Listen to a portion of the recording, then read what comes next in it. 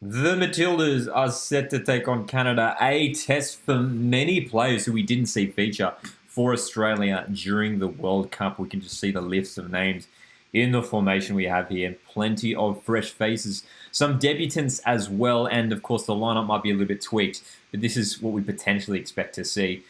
We do have some versatile players in the lineup who could change around in positions. But excited for this one, man. It's a match against a good opposition in Canada. Of course, the Matildas faced Canada in the World Cup, defeating them 4-0. So, I mean, we have that over them, but it's a big occasion for Canada as well. Christine Sinclair playing her last couple matches for Canada. Of course, this is the first of two matches. We've got the second one on Wednesday, Australian time, Tuesday night, over there in Canada.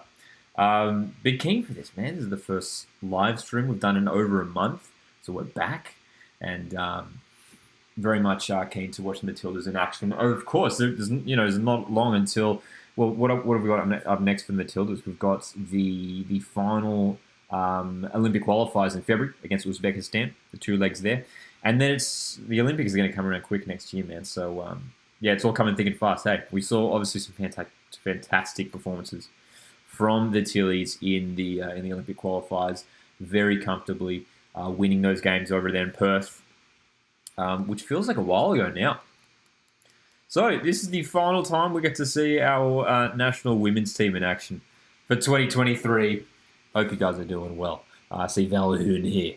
Slytherin Crest. Troy, how's it going, man? Troy says, hey, Lockie, good to see the A-Leagues back this weekend. Can't wait for tomorrow. Are you going to the game? I'm going with my family. Go Mariners. Troy, good to see you here, man. Hope you're doing well. Yes, very excited for tomorrow's match. So because Mariners were taking on Melbourne Victory, it'll be tough. It'll be tough. I mean, Victory will be playing very, very well. Look, great for the Mariners to pick up that finally pick up the first win of our A-League season last week against Newcastle Jets. A little bit disappointing not to get the win midweek in the AFC Cup for the Mariners, but there's last week's win against Newcastle Jets showed that Mariners have the ingredients to win plenty of games this season, and I think we will. If you saw my predictions video, I'm not tipping a win for the Mariners. I think Melbourne Victory is going to be really, really a tough team to win against this season. So I'm not super confident that we're going to get the win tomorrow. But hey, a draw would be a decent result against a good team like Melbourne Victory. This game is going to kick off in just around 10 minutes or so. We're going to be here for all of the live reaction and discussion. So make sure you're here in the live chat hanging out. Feel free to share this around if you want to get some friends in here as well. Good to see you here as well, Valhoon. What's your prediction? Slytherin Crest asks. Look, for this one, it's always tricky, especially in friendly matches. They're always tricky to predict. But especially considering the lineup, it makes it even more interesting. Because as we can see here, again, as I mentioned earlier, so this lineup that you can see here, we've got the graphic up, could look a little bit different. It could be tweaked around. Obviously, we've got some players who can sort of slot into different various positions. But this is the formation that we'd expect the Matildas to run for this match. I'm not confident that we're going to win this game. I think Canada, with the home ground advantage over there, apparently it's like 7 degrees right now where they're playing, which is pretty damn cold. A lot colder than it is here in Australia right now in summer. I'm not confident that we're going to get the win, to be honest. I think a draw would be okay. Look, in these games, it's less about results, obviously, and more about the performances of the players. And Tony Gustafsson, said leading into this game that this match is an opportunity for some of those players who didn't feature in the World Cup squad to really sort of announce themselves as a potential option for the Olympic team, which is smaller, I believe, right? The Olympic team is smaller than the World Cup team. It's less than 23, hey? Troy, just going back to the Mariners, says, yes, I was actually surprised by Terengganu. We didn't have our best game. We didn't. No, we didn't. Mariners struggled. To be fair, Terengganu defended so well, I thought. They were really, really solid.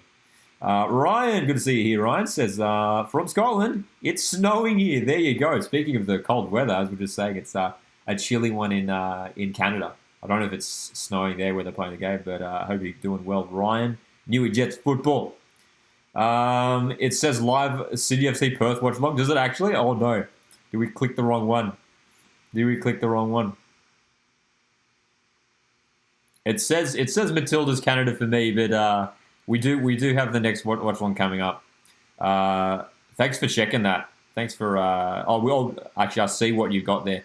I see what you said. Then you Jets football. We have the other ones running live.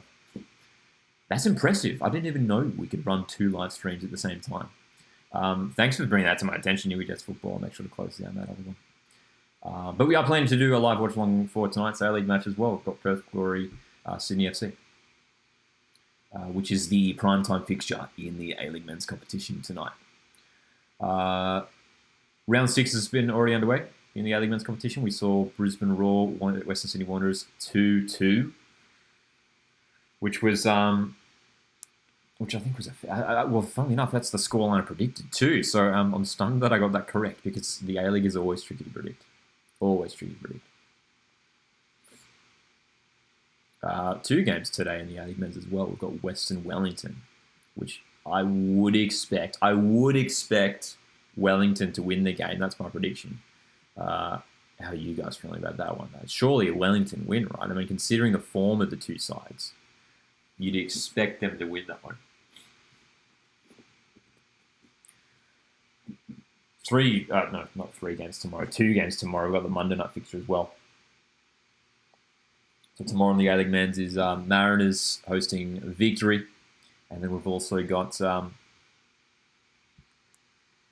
Jets hosting Melbourne City, which again should be a fascinating game because Melbourne City, even though you'd probably tip them to win this game in like past years, Jets at home I think could get the win.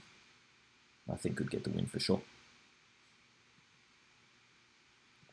All right, Butters tipping a 3-1 win for Wellington today. Joshy, good to see you here, mate. I'm doing well. Valhoon says, makes me cry to see Suncorp pitch in such a poor state, especially after the Women's World Cup. Yeah, man, it's not ideal, is it? It's not great. And, yeah, it's a shame that they didn't get it fixed up for last night's game. Like, it looked like in the same condition it was because Brisbane played there Sunday last week against Perth Glory, and it looked really rough. And then they played last night there again. And you'd think, during the week they would have fixed it up, but it looks essentially the same to me, at least. Yeah, not great. Not great at all. And it's important that I think fans and people involved in the game, make their voices, heard about stuff like that because that's not good, man. It's just not a good look for the game. Not a good look for the league, hey. But it also says we're going to win the league. Dude, I mean, Wellington Phoenix, I'll tell you what. I think so many people predicted them to struggle this year. And they lost so many quality players. And they really didn't bring anyone of note in. Like, the only major signing... the only real signings they made Wellington Phoenix this season were Mohamed Altai and Jack Duncan. And they promoted a bunch of young players who, to be fair, have been pretty good. Lucas Kelly-Hield, I think, has played every game so far. But look, I mean, it's all about Alex Paulson.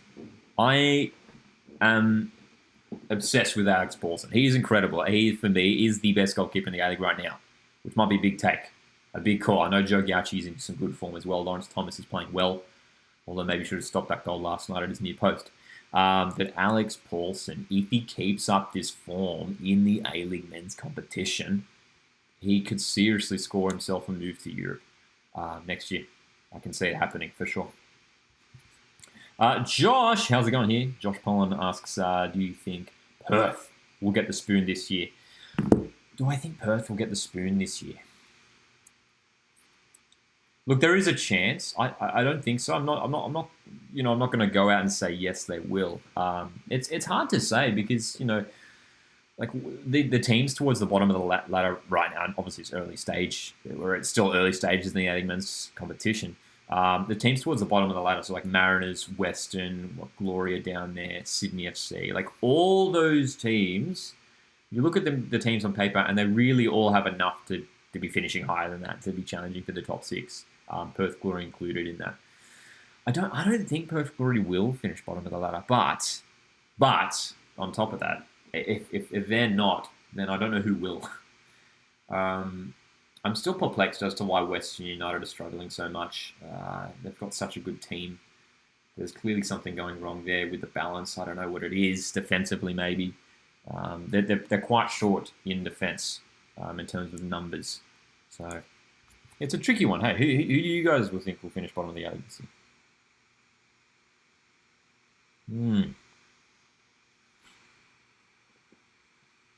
How long until Alex gets in net for the All Whites? Asked Butter. Surely it's just a matter of time. Wasn't he in the most recent squad, but he didn't play. I believe he was called up for the most recent squad. But hey, surely it's a matter of time. I mean, for the most recent squad, I think Alex Paulson got called up and Ollie Sale didn't. Which, to be fair, isn't too surprising. Ollie Sale currently isn't the first choice keeper at Perth Glory. He's been dropped. I think he started the first couple of rounds, and then Cameron Cook's the starting goalkeeper at Perth Glory at the moment. So, drama. It's so bizarre when it comes to Ollie Sale too. I mean, he's playing well at Wellington Phoenix, right? He's doing well there, and decides to move to Perth Glory. Perth Glory bring him over. And he's struggled there, and now he's the backup goalkeeper at Perth Glory. I mean, it's completely. A couple of years ago, he was one of the top goalkeepers in the competition. So it's quite bizarre, isn't it? What's happened to Ollie Sale? Hopefully, he turns it around over there. He was in the most recent squad, says, but Alex Paulson.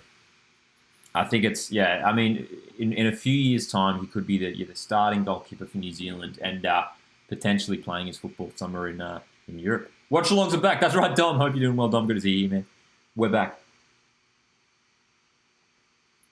Butter says Wood was in net against Greece and Crocombe. Max Crocombe, I remember he played for Brisbane Roar a number of years ago, right? In net against Ireland, and Paulson was on the bench for both games. Thanks for that, Butter. Obviously those two guys are more experienced, older guys. Hey, so Paulson definitely looks like the goalkeeper for the future. Like he could be the guy who's set to really lead the All Whites in the net for the next decade or so. Because how old is Alex Paulson now? I can't remember exactly what he's like 20, 21? Or is he still a teenager? Surely he's not a teenager because he's been around in the Phoenix squad for a few years now. I remember when he first really announced himself was a couple of years ago in the Australia Cup. It was a penalty shootout against Melbourne City. It was like a quarter final or something. And he saved a couple of penalties from memory. You guys remember that? That must have been like 2021 or maybe the year before that. I can't remember. I can't remember which year we missed out in the Australia Cup because of the pandemic. But look, Alex Paulson's just been unbelievable this year and a crucial part as to why Wellington have been so successful in the A-League this season. Kickoff is just around the corner for this one. Of course, you can watch on, if you're in Australia, of course, you can watch on for free, Channel 10. So if you've got a TV, you're plugged into the aerial, you can watch it on Channel 10. It's also on Paramount Plus, 10 Play, so no excuses to miss this one. Should be a tough one, this one. Canada, we know, are a quality team. Even though the Matildas defeated Canada in the World Cup a few months ago, 4-0, it is a very, very different looking team. For memory, there isn't a single starter from that winning team that featured in that game. Claire Polkinghorne is going to be key in defence tonight, alongside the experienced Ivy Lewick as well. Good to see Tegan Micah getting a run in goals as well. Again, the formation, the positions of place might shift around. We'll keep an eye on it as the game kicks off, but this is what we'd expect. Charlie Rule making her debut here, right back. Sarah Hunter as well, the midfielder, formerly of Sydney FC. Both those players formerly of Sydney FC, as is Remy Simpson. Alex Paulson is 21. Thanks for that. Do you think it could be some homesickness for Sale, Dom? I just saw your message there. Look, maybe. I mean, to be fair, it's a long way, as we know, it's the distance derby, right? From Wellington to Perth. Potentially, right? Yeah, I was surprised by it. It's obviously quite a big, a big move in terms of the distance. Who knows where it's going on for Sale? It could be. Max Crocombe played for Brisbane, also played for Melbourne Victory. That's right, yeah. Indeed. Ryan's back in 2-1 Australia. Hey, if we could get a win with this team, look, nothing against the quality of the players. This is just it's an inexperienced squad. Well, not inexperienced. There are experienced players in there. We've got Polkinghorn, Lewick, Chidiac, Yallop. You have got the experience in there, but there's some fresh faces in there. So it's we don't have those first team quality players in there. If we can get a win against a good Canada side, then I'd be very, very happy with that. I'm sure we all would be very happy with that for sure. The teams are out on the pitch. Anthems look like they're being sung as we speak. So glad you guys can join me here for this one. Feel free to hit the like button. You can also consider sending through a super chat if you want to support the channel. But I just on Ollie Sale once again says, I believe the main reason Sale left was his missus was from Australia. I didn't know that. There you go. So maybe he was never 100% wanted to leave the Phoenix, hence his form. Yeah, I mean, it was surprising when Ollie Sale left Wellington, considering how well he'd been playing, And he was, clearly the first choice there. But I guess it's worked out, for someone like Alex Paulson, who's been given his opportunity and is showing quite clearly that he is well and truly up to being a first-choice keeper in the A-League. That's for sure. What part of Australia are you from? I'm from the central coast of New South Wales, Australia. For those who don't know, it's about an hour north of Sydney, Australia. And it is it's pretty overcast today, but it's been warm. It has been warm, humid. Troy as well says, without Kerr, I still think we can get a win. I'll predict 1-0 Matildas. A clean sheet would be a huge plus here as well.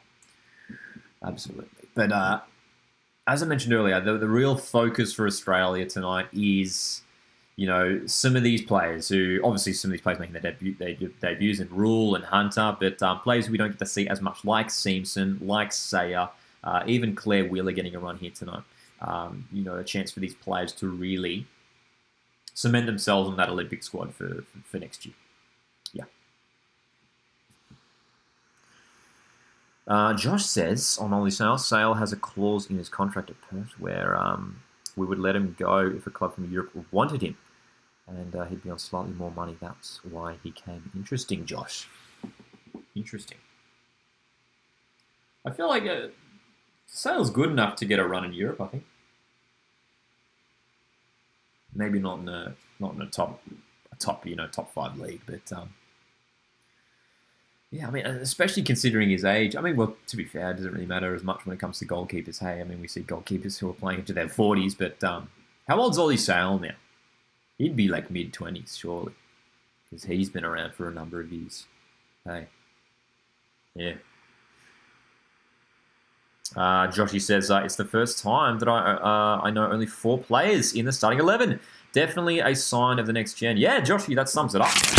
Like, for everyone who, obviously loved watching the Matildas during the Women's World Cup, I mean, this lineup's going to look very unfamiliar. And, yeah, fair enough. It's great to see some of these players, I mean, making their debut and also returning as well. Remy Simpson back in the lineup as well. Great to see. Sales 27, there we go. Troy asks, did Bernie Abini end up signing for Brisbane Roar, or is he still a free agent? He did not end up signing for Brisbane Roar. I remember when that was a rumour. Hey, that was pretty close to the start of the season from memory. There was word going around that Bernie Abini might be picked up by Brisbane Roar, never eventuated. To be fair, they don't really need him because they've got there's plenty of good young attacking players at Brisbane there who've been looking good so far. Thomas Waddingham. Ryland Brownlee's been making some appearances off the bench. Chilly night in Canada. They said it's like 7 degrees or something. Matilda's wearing the away kit, which I love. I love the design of the light blue, if you like. Canada lineup. Some names I recognise there from when. from when the Matildas took them on in the World Cup. You've got Lawrence, Rose, Buchanan, Lacasse, Prince, Leon. Plenty of experience and quality in Leon, who'll be playing up top for Canada tonight. And a solid lineup, very solid lineup for Matildas tonight. Sarah Hunter expected to partner Claire Wheeler in the centre of midfield. We could see on the broadcast they've got Chidiak on that right midfield position, so we could see that as well. Maybe Remy Simpson playing through the middle up top alongside Amy Sayer. Speaking of the men's team, Joshy has a Socceroos question. Do you think Massimo Luongo and Cam Burgess will play in the Premier League next season? I guess as well the question there, Josh, is will Ipswich Town get promoted to the Premier League? Hey, I hope so. I mean, it'd be great to see more Aussies playing in the Premier League once again. Hey, fingers crossed, right? I don't watch much of the Championship, to be honest. But look, if we can get more Aussies playing in the Premier League, that'd be great. And two good players as well. I mean, Cam Burgess, he had a solid game, pretty comfortable game in the recent Socceroos qualifiers, World Cup qualifiers against Bangladesh. He started alongside Harry Suter. Good to see Luongo back in the Socceroos setup, despite missing that penalty against Bangladesh, which he should have scored. He should have scored for sure. So good to see you guys here, man, for this one. It is, what is it? Just past 2:30 p.m. here on the east coast of Australia. Hope you've got decent weather and having a decent time, wherever you're tuning in from. Feel free to hit the like button. You can also consider setting through a super chat. Oh, let's go. Ryan says, I'd love Ange to do well and win the Premier League. Again, would love that. Ange obviously struggling a little bit at the moment. Spurs 3 consecutive losses. But here we go. It is kickoff time in this one. Matildas, Canada, Australia, Canada. A rematch of the Women's World Cup group stage match where Australia won 4-0. We are underway, of course, on YouTube. Perhaps a slight delay here, but you can see in the top right-hand corner, we've got the clock ticking away for this one. And, man, it does look cold there, doesn't it? I mean, plenty of players wearing gloves, fans in the stands, rugged up.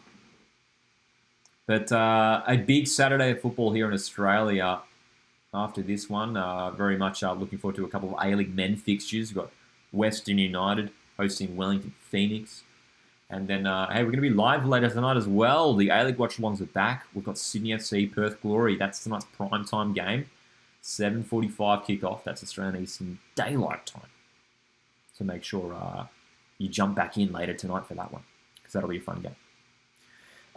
Jonas, good to see you here. You're going to be watching. Yes. In fact, I will be at the Mariners Melbourne Victory game tomorrow. And should be a great match, because Mariners finally got their first win of the season last week. Melbourne Victory. Couple games now without a win. 3 games without a win. 3 consecutive draws for Melbourne Victory. Still have been playing well, though. So it'll be a tough match for the Mariners, that's for sure. Yes, Jonas, very much looking forward to that matchup tomorrow. Canada looking to make a move down the right wing. Leon, as we mentioned earlier, player to watch here for Canada. On that right wing, centering well. Bouncing around. Claire Wheeler there to help out. Can't quite get it clear. And that's going to be the first corner of the game to Canada. The home side, I'm sure the home fans are going to be... Obviously, this is a big occasion for Christian Sinclair, who I believe is on the bench today.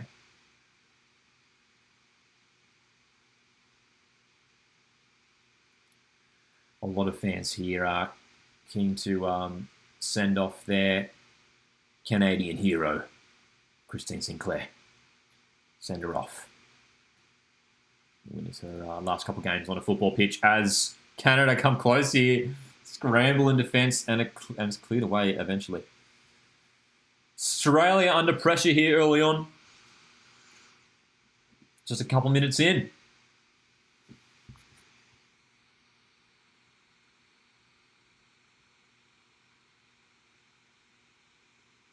Joshy on tomorrow's game as well says we're definitely not at our best at the moment. Hopefully it will be a good game.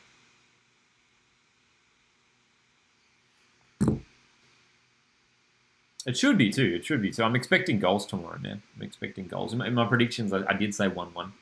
But I could see it getting higher than that too, maybe. But I think a draw would be a fair result tomorrow. That would be frustrating for victory, though, to go 4 consecutive draws. Matildas playing out from the back here. Canada are applying some pressure. This is a real test. That's the main focus point for this game. We're really keen to see how some of these players are going to settle in, especially coming up against like quality opposition. And it looks like that lineup is tweaked a little bit. So Remy Simpson looks like he is playing up top alongside Amy Sayer. Tamiki Yallop on that right wing and Chidiac off the left for now, but that might rotate around as Amy Sayer wins the ball, looking to tee it up for Simpson. Can't find it.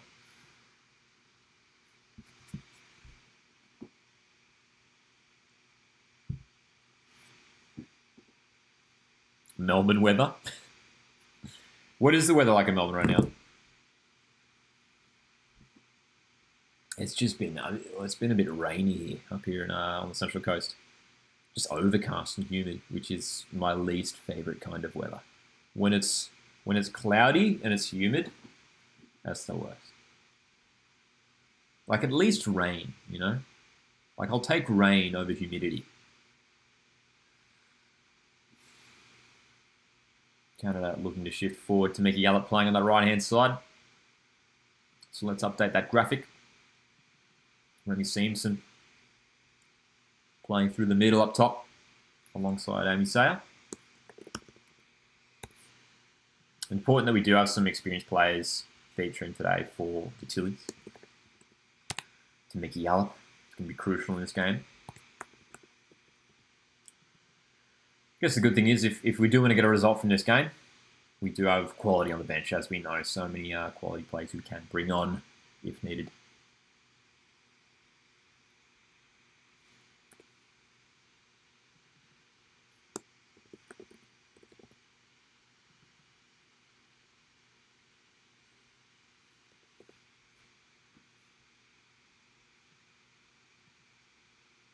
It's definitely Canada who are looking pretty good in the opening 5 minutes or so.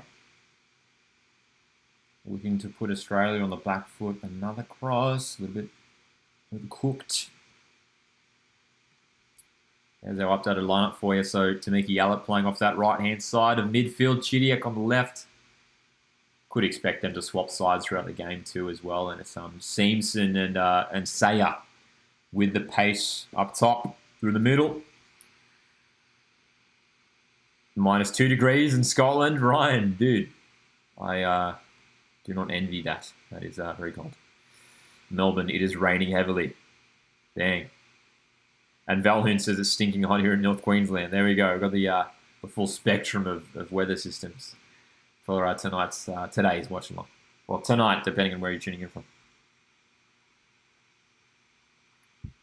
That's right, Ryan tuning in from Scotland. Great to always see the variety of locations people tune in from across the globe. We especially during the Women's World Cup, it was awesome, man. We did live discussions here. We had people from the States, from South America, from across Europe, everywhere. It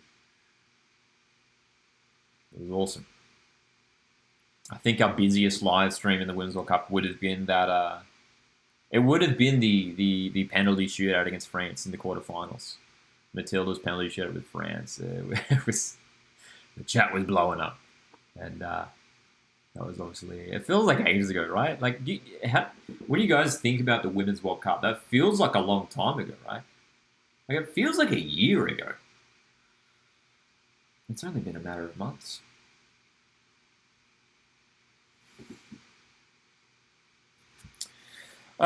Tay Burns, how's it going, Tay? Asks prediction for MacArthur v. the Reds. Well, in my predictions video, which is out right now on the channel for this weekend in the early men's competition, I think it's going to be a very entertaining game. I think I called 2-2 for that one.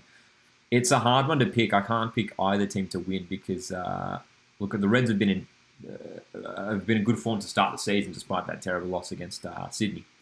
MacArthur I've been really impressed with, though, as well. I mean, on the counter-attack, they're so dangerous, the Bulls. Ulysses Tavia's been playing well for them of late. So, it's a tricky one to pick. Both teams have a case for winning the game, but so I feel like a draw is a fair call for that one. But I went 2-2. I'm expecting goals in that one. That match being played on Monday evening. We've got a Monday night match. Monday night football in the A-League this weekend.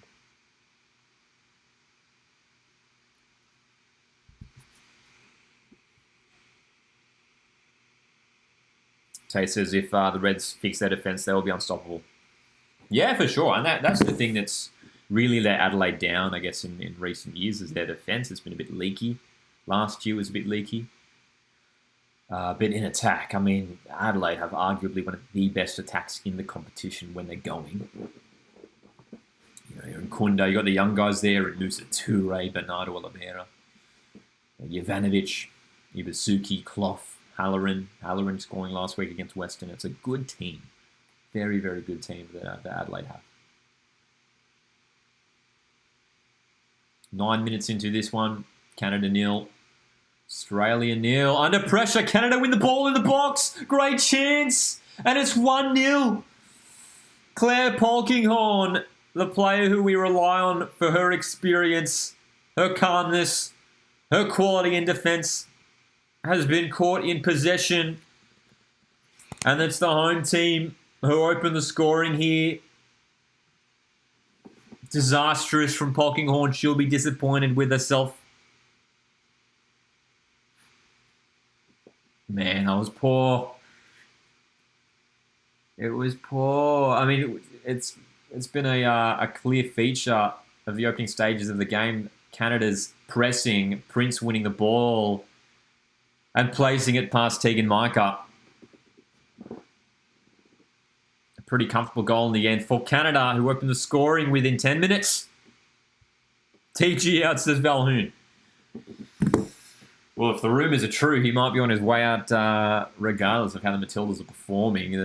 I saw another rumour going around that he could be linked with a move to Sweden, I think. There was word a couple months ago that maybe he was linked to the USA job, the USA women's national team. I think I read somewhere something of him being linked to Sweden. But not a great start for the Tillies. And it's an individual error, a rare individual error from the experienced Claire Polkinghorne, who has given that one up in a crucial area of the pitch. And Australia just struggling to deal with this press from Canada to start the game. And that's a foul committed there by Sarah Hunter. So, 10 minutes in, and Australia yet to have any real serious possession of the ball. A little bit concerning. Is Jason Cummings still playing? Yes, and thanks for that as well, Tay. Yes, Jason Cummings currently plays his club football in India. Currently not involved in any of the recent Socceroos squads is Jason Cummings. But I'm sure he's still in discussions. He's still in the vicinity when it comes to discussions around strikers.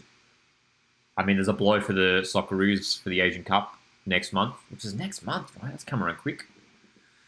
Brandon Barella ruled out with injury, and I actually just saw just before the stream started, I was doing a quick little check of the socials, and apparently Ryan Strain has picked up an injury and will miss out on the Asian Cup, which is a bit of a concern for the right back area for the Socceroos.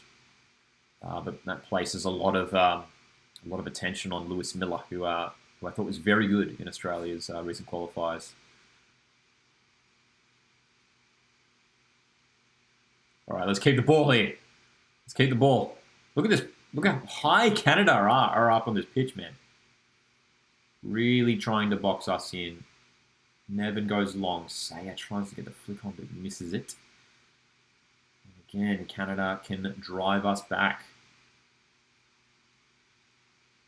Lacasse down the left for the Canadians. I do love this. I spoke about it actually during the Women's World Cup. I love this Canada home kit, man. It looks so good. And if you look at the details on the home kit as well, it's got this cool like maple leaf sort of pattern going on. Love it. I love when kits can like intertwine things like elements from their flag or their culture or into the kit. I dig that. It's awesome.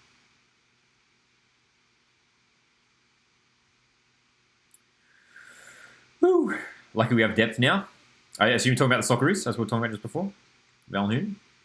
Indeed, we do have the depth. We do have some decent depth now, which is good. Plenty of options in a variety of positions.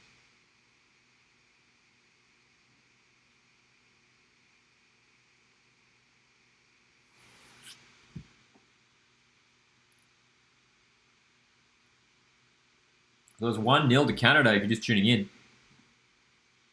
Prince scoring the goal for the home team after a poor defensive mistake from Claire Polkinghorn at the back for Australia, which was not something you see too often, Claire Polkinghorn making an error.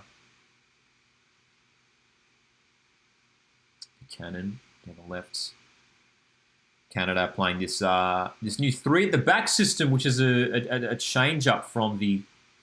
I think in the Women's World Cup they did play more like a 4-4-2 from memory. 3 centre backs is the way forward by the looks of things for Canada. Obviously, they'll be super disappointed with how that Women's World Cup campaign worked out for them, failing to make it out of the group stage after that heavy loss to Australia. But they were okay, Canada, weren't they? They were good. They got the win, a really tough win against our Republic of Ireland.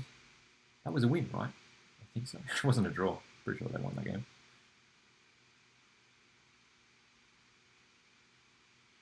And in the opening match, I remember they struggled against Nigeria, didn't they? They did. Joshy says, we need to calm down when we have the ball. Absolutely, Joshy. That's what we're lacking right now. A little bit of composure, a little bit of leadership. Need, the likes of, Chidiac, Yallop, Wheeler to just hold the ball up. Try and get some possession going because another corner here, quarter of an hour in. Leon's delivery towards that far post is dangerous. Sayers should be able to get that clear. Sends it up the field.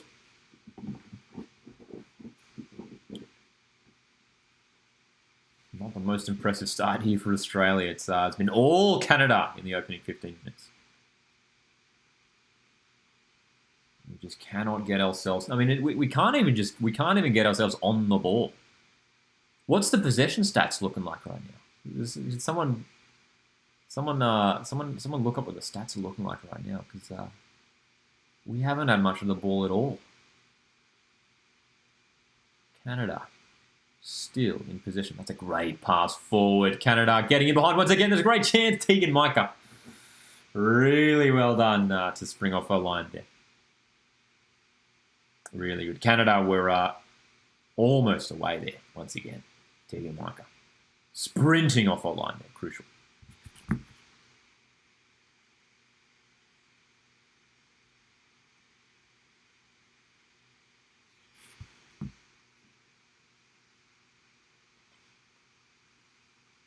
Here's some possession ball here. Finally from Australia. Rule with a heavy touch. And that's another foul. And it's Sarah Hunter again. Is the referee going over to chat to her? It looked like the referee was about to go over and have a chat to her. Because that's not the first foul of the evening from debutant Sarah Hunter, who's making her first start here. This is a good run here. Lacasse goes down. Referee not interested in the pen. Replay would be interesting. It did look like just a coming together of the players. Well done there. Courtney Nevin wins the ball and is driving forward here. And she's got 2 players ahead of her. Nevin looking to find Simpson. Canada get back in numbers. That was a good little moment there. Courtney Nevin winning the ball and there was space there. She got him behind the midfield. Thanks for that, Joshy. We have 33% of possession. Not enough. Not enough. Simpsons had a bit of a collision there. One of the Canadian defenders. Looks like the rain's coming down over there in Canada right now as well.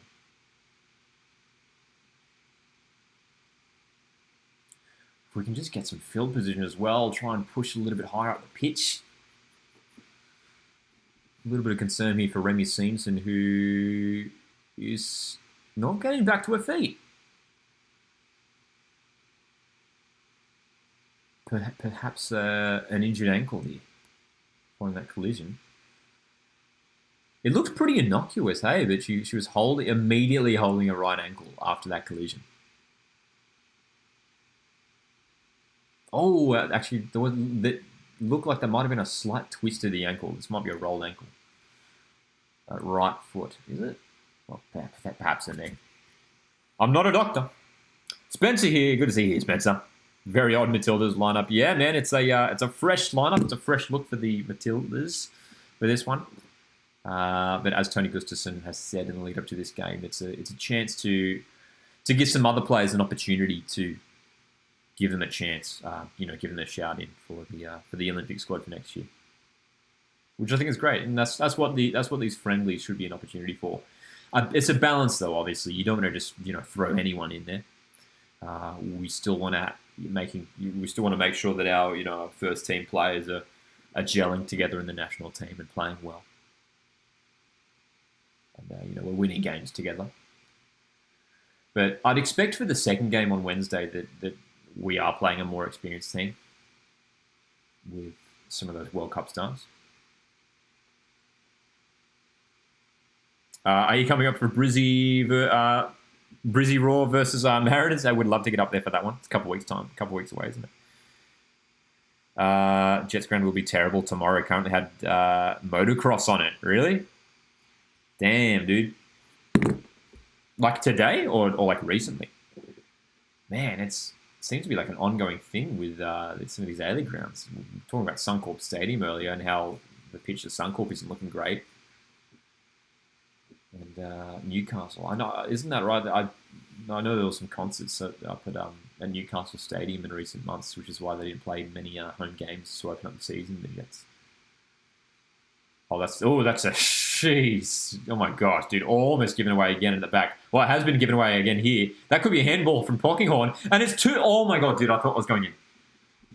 Canada almost 2-0 up. Australia need to deal with this at the back. Really concerning again. I thought they definitely struck their hand of Polkinghorne. It was sort of beside her body though. The shot anyway went wide. But goodness me, we just do not look composed in defence at all, playing out from the back. We're not coping with this press from Canada, are we? Motocross was a week or two ago, yeah. Hopefully it's all right, yeah, tomorrow. Spencer says, don't talk to me about last night. Yeah, obviously a tough one to take for Brisbane fans, hey? Disappointing, eh? Considering Brisbane, started the game so well to get up, by 2 goals after 15 minutes. Look, but against a good Wanderers team, you're always going to be careful. And it's not the first time. Hey, Wanderers did it against Newcastle a few weeks ago too. They came back from 2-0 down to draw 2-2. Watch out for Western Sydney Wanderers.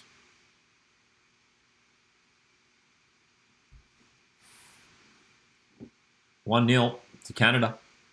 20 minutes in. Australia are on the back foot in this game if you're just tuning in and struggling to maintain possession, struggling to play out from the back. Here we go. Can the Tillies break forward here? Wheeler, Hunter, go backwards.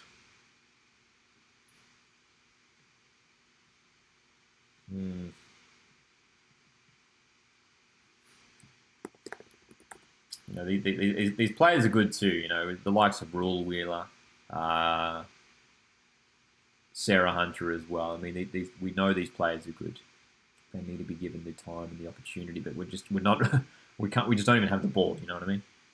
We just need the ball to start with and then go from there. Canada are in the box once again. Lay on. looking to get forward. Important that we hold on here and don't go 2 goals down. Keep it to 1.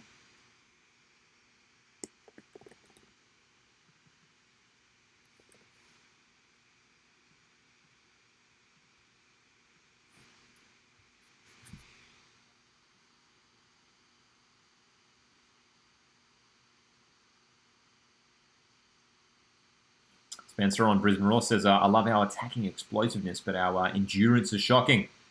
Our lack of squad depth is killing us. That was one of the things that concerned me about Brisbane Roar heading into this season. You know, while I had made some decent signings and Florian Berenguer's looked good so far. Didn't play last night, but yeah, you know, if they lose a couple of players to injury, all of a sudden it's looking a bit thin, and they have to rely on, you know, some of the lesser experienced younger players there at Brisbane. So that's where it gets a little bit concerning. Yet another corner here for Canada. Delivery is good for this one, and the head has gone wide. It was Buchanan, I think. Should have done better there. Really well delivered corner, though. Perfect placement. Perfect. This is our first of 2 live streams today. We've got our A-League watch-alongs back. We're doing Perth Glory, Sydney FC, which is later tonight.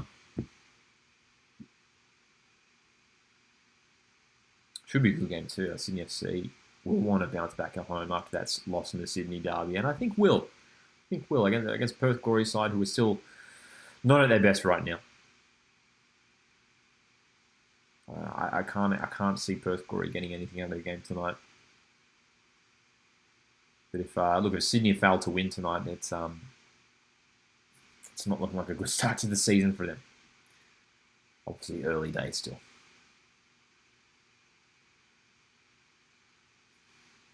As you can see, Canada are currently playing out from the back. You can see here, though, Australia.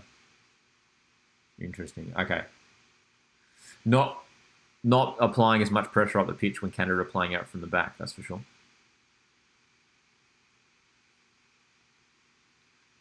And even just from a tactical point, you could see that when Canada did just a moment ago when Canada were playing out from the back, because they are playing those 3 central defenders. When Australia is sort of defending with a 4-4-2 block, Canada were able to get those 2 wider central defenders and go around those 2, you know, Simpson and Sayer. Finding the avenues down the wings. By Chidiac on the wing. Loses possession. Just need to hold on to possession, hold on to the ball more.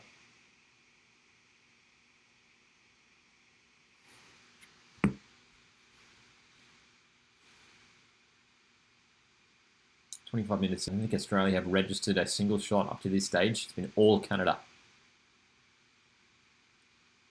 It's been a match to test these new players, give them a chance.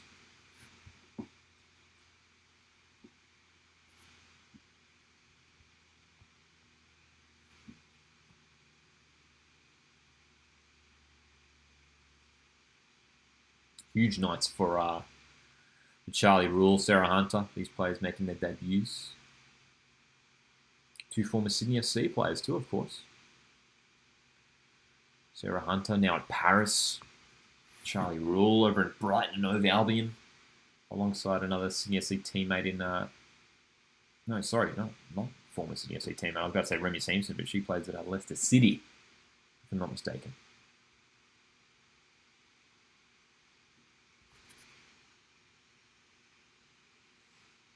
Newer Jets asks, have you got your Unite round plans yet? I think I'm going for all 3 days. Yes, planning to get there. I'm planning to get there for all 3 days.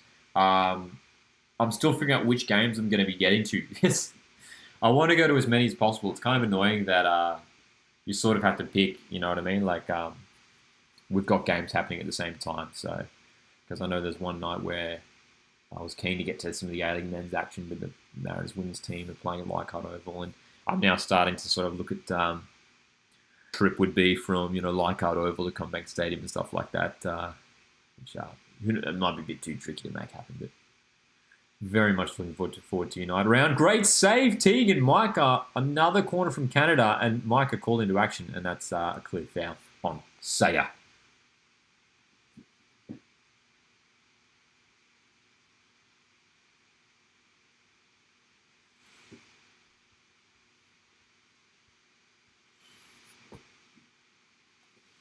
Canada have had several corners already so far.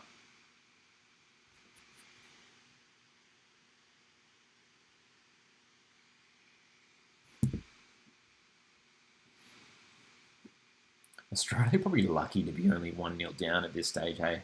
Considering the opportunities and the domination that Canada have had so far. Let's see how Australia go playing out this time around. Again, oh no, might work out for Australia here. Left wing, there's some space, and it's Chidiac. Chance for Australia.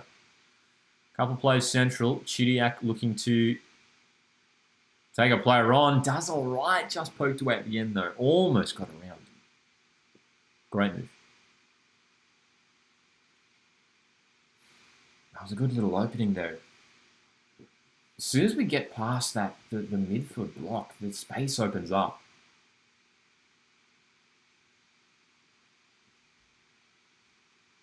Again, cheaply giving away possession there in midfield Australia. And when that happens, it's a while until we can win it back. Canada are looking pretty comfortable in possession.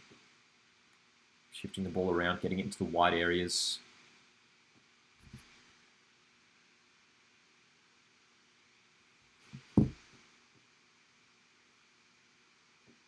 Coming up to half an hour into this game here. I don't recall a single shot for Australia just yet. It's been Canada who have had all the opportunities and really should be maybe 2 or 3-0 up.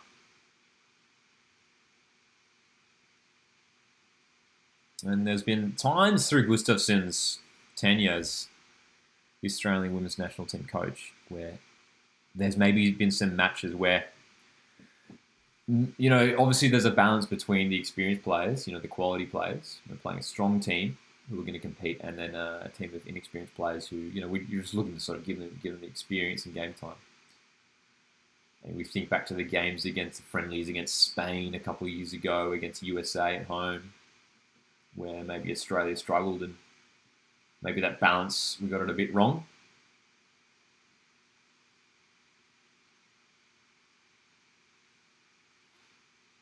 This could be one of those evenings once again where, you know, you just look at the bench tonight for Australia, right? And it's essentially our starting lineup from, or almost at least, you know, our starting lineup from Women's World Cup match. It was Canada. Shot from out wide. Again, another Teague and Micah save.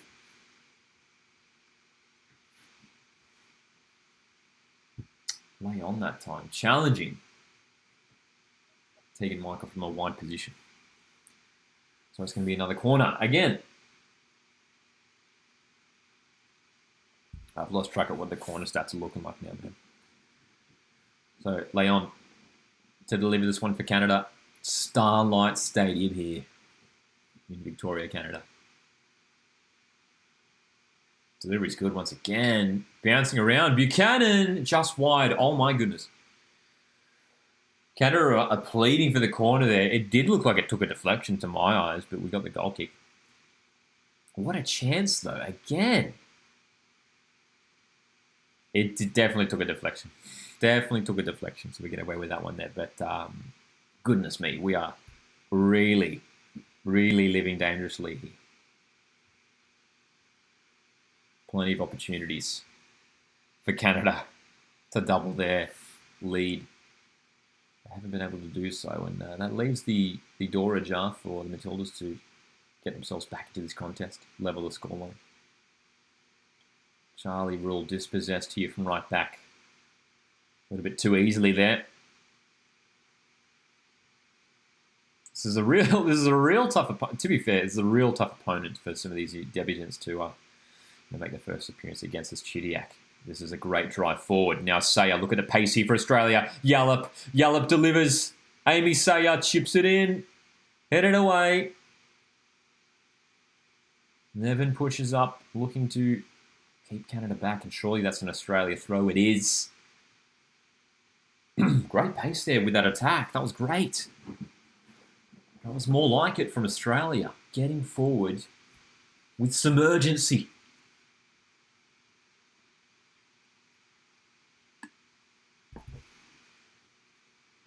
Now we're just going to convert it into chances there. It was almost a shooting opportunity. There's Tony Gustafson on the broadcast. He looks very rugged up. Of course, wearing the green and gold scarf, as he often does.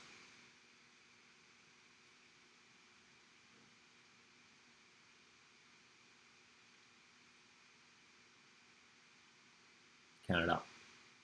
Again, finding it a little bit easier to play out from the back, Canada, than Australia are half an hour into this contest.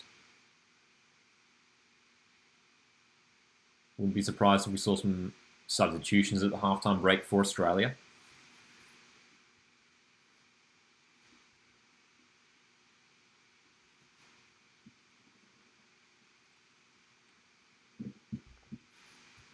Where can I watch in the US? I'm not sure, my friend.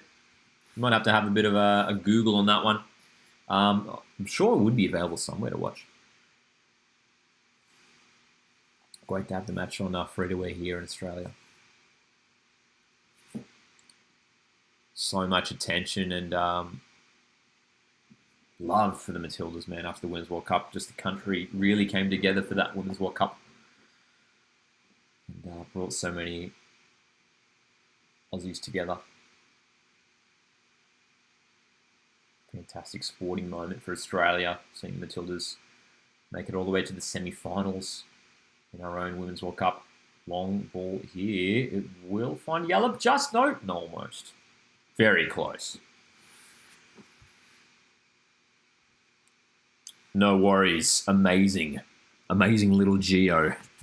Amazing little Geo. Good to see you here, man. Good to see you tuning in.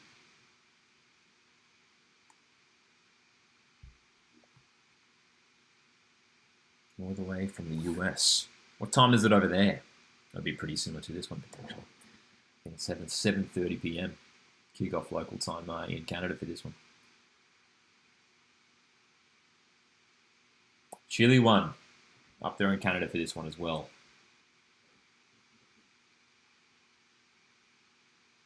Challenge there. Surely a free kick it is. Well done, Claire Wheeler.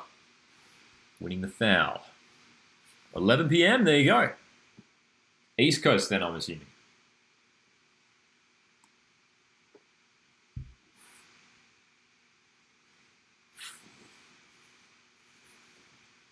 Ten minutes to go in this half. And there's signs here that Australia are starting to wrestle back a little bit of control in this game. Free kick opportunity. Rare free kick opportunity here for Australia. It's from a fair way out, to be fair. It's going to be Nevin. Left-footed delivery isn't the best.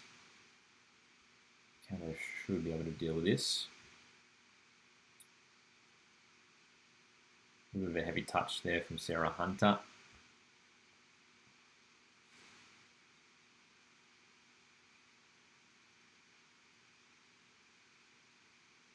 Second half will be interesting, though. I'm sure Gustafson would have learnt a lot from this opening half.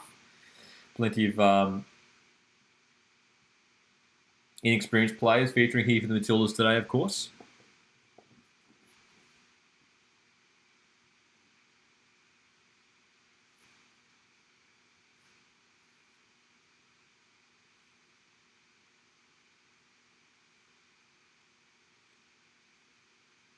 Australia playing up in the back here, Polkinghorne, who was the guilty party for the opening goal. She was caught in possession. And Prince was able to finish calmly and coolly for Canada.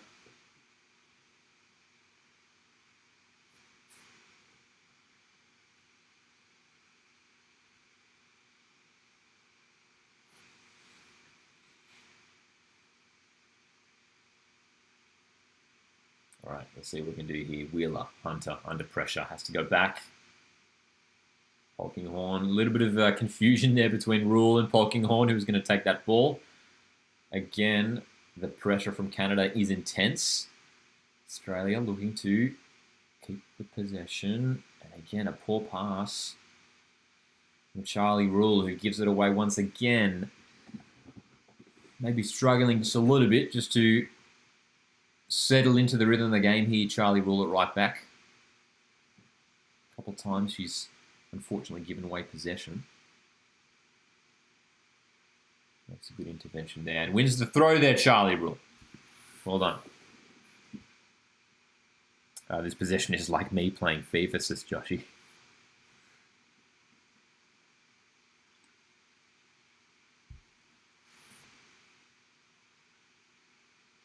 Claire Wheeler has just had to come from the pitch. Something with a knee. Clean-up job being done on the knee. Potentially a graze there.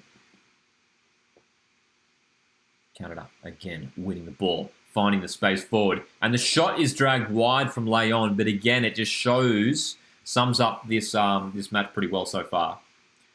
The opportunities are being created by Canada. The spaces are opening up a little bit too easily.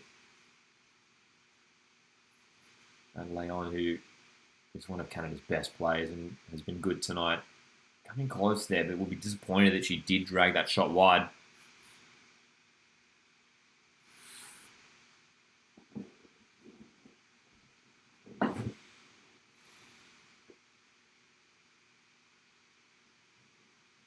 Not long to go in this first period.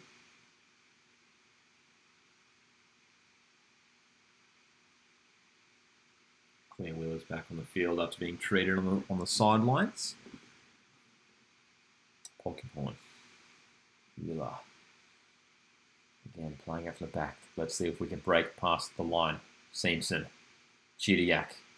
Stays on her feet. Well done, Alex Chidiac. A little bit of a heavy touch there. And interestingly enough, Canada did not let that go out for a throw-in. Have to go back to the keeper. And again, too much space there for Prince, who almost broke away again. Australia just really struggling to deal with this Canada press. And that's been the main takeaway from this half so far, hey? 5 minutes to go. Shouldn't have too much injury time either. It's been all action. Down the right, space for Canada. Cross. Away from Rule. Wheeler clears. Well-directed header from Rule there too. There was some Canadian players in dangerous positions on the edge of the box there. Simpson, again, a little bit too ambitious sometimes with these passes here, Australia, going looking for the ambitious ball quickly. And that's just not, it hasn't been on. Too many times it just hasn't been on. A long ball there for Simpson. There was no way she was going to control that and had no support around her.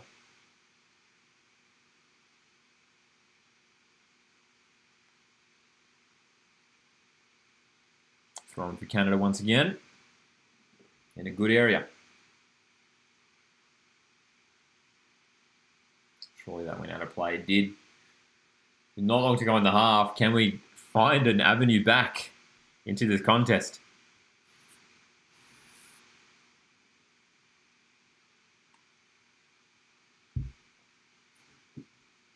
Over the top. Prince looking to get in behind with a pace. And she's got the pace too. Polkinghorn's trying to get back. Defenders are there.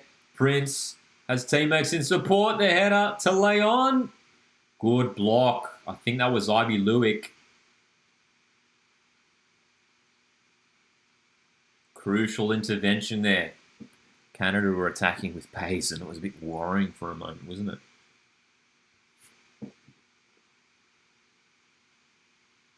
Down the right side now. Lawrence for Canada. Great ball inside and it's 2. I didn't think it was going to end up in the back of the net. It looked like I might have been travelling wide, but that's a fantastic finish. Might have been Prince again. Teague and Micah will be really disappointed with that one to let that slide into the near post. Another fantastic move from Canada. Lawrence with a really, really intelligent cutback though. You could see the way Prince just... Look at the space there. I mean, that's really disappointing from the Matildas. to allow that space in the box. It's too easy for Prince, who... That's a great finish first time. The control on that. But the two errors there for the Matildas. First of all, the failure to save that at the near post from Tegan Micah. She'll be really disappointed with that. And the failure from the midfielders to track there. You could see Claire Wheeler and Sarah Hunter were arriving really late. And it allowed the space in the box there for Prince to finish. Joshy says, we are slow to transition. Didn't think it would end up in the net. Says Joshy, yeah, like me, man. Like, it looked like it was going wide. And then all of a sudden, they were celebrating. And I was like, oh, okay, that went in. It looked like a kind of shot that would be saved by a keeper. There wasn't that much power on it. But I guess just the placement was good, right? It was just down, it was low, it was in the corner. But you would have hoped Tegan Micah would have stopped a shot like that for sure.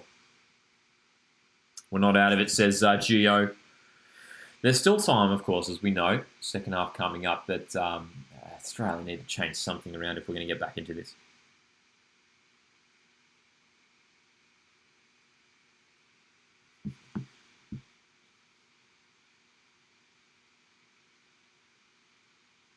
Seems soon. Is that a foul? It is. Committed by Saya.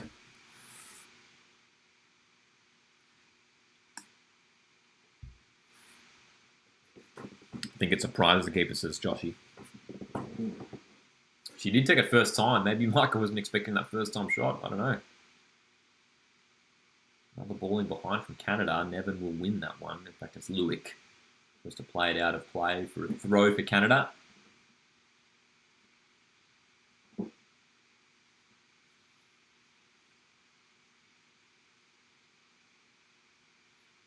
Canada have really dominated this half. We'll have a look at the stats at the break, but I don't recall a single shot for Australia this whole match. There's been a couple times we've gotten forward into the box, but it just hasn't looked dangerous at all or cohesive moving forward from Australia. There's been a couple nice, moves forward. Chidiac has looked like maybe our most prominent attacking force moving forward. Aside from that, though, there hasn't been much else for Australia as we enter 1 minute of added time.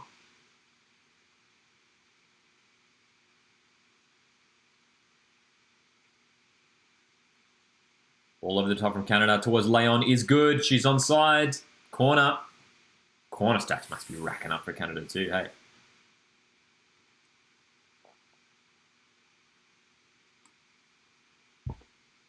All right. Can we just hold on here? Can we hold on at the end of this half? Please not 3-0.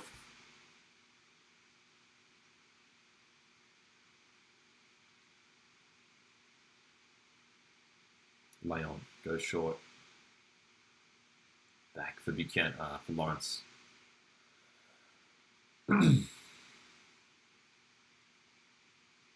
Final chance of the match, potentially.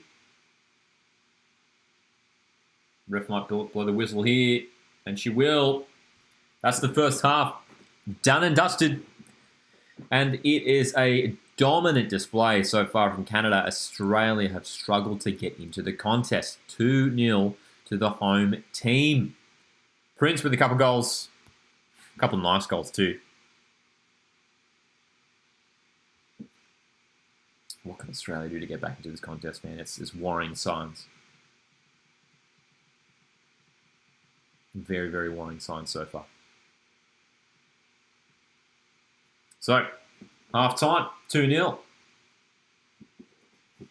I wouldn't be surprised if we saw some changes at the break just to get some more quality onto the pitch. Not that the players on the pitch right now for Australia don't have quality, but this just isn't the game for them, you know what I mean? Canada are a quality opposition.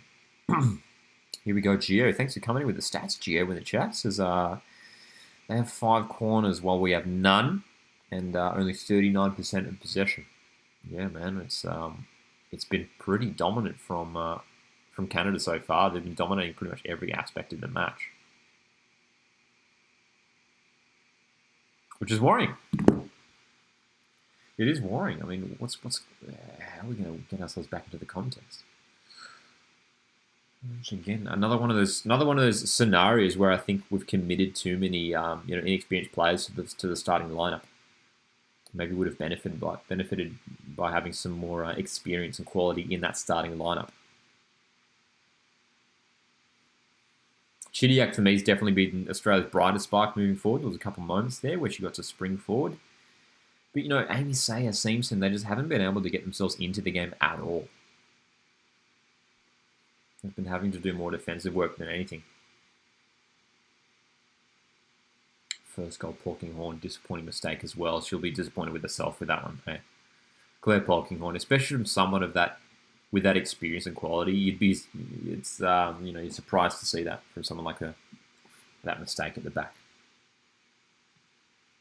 All right, because it is halftime, and this was sort of tradition back in the Women's World Cup to play this game called griddle. And if you're a regular viewer of these live streams, the live streams are back, by the way.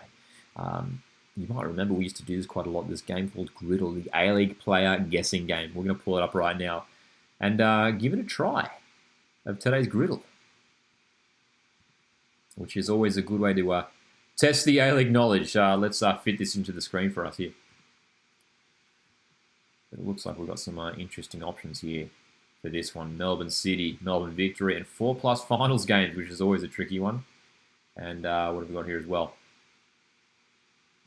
Mariners, my team, Central Coast Mariners, good to see.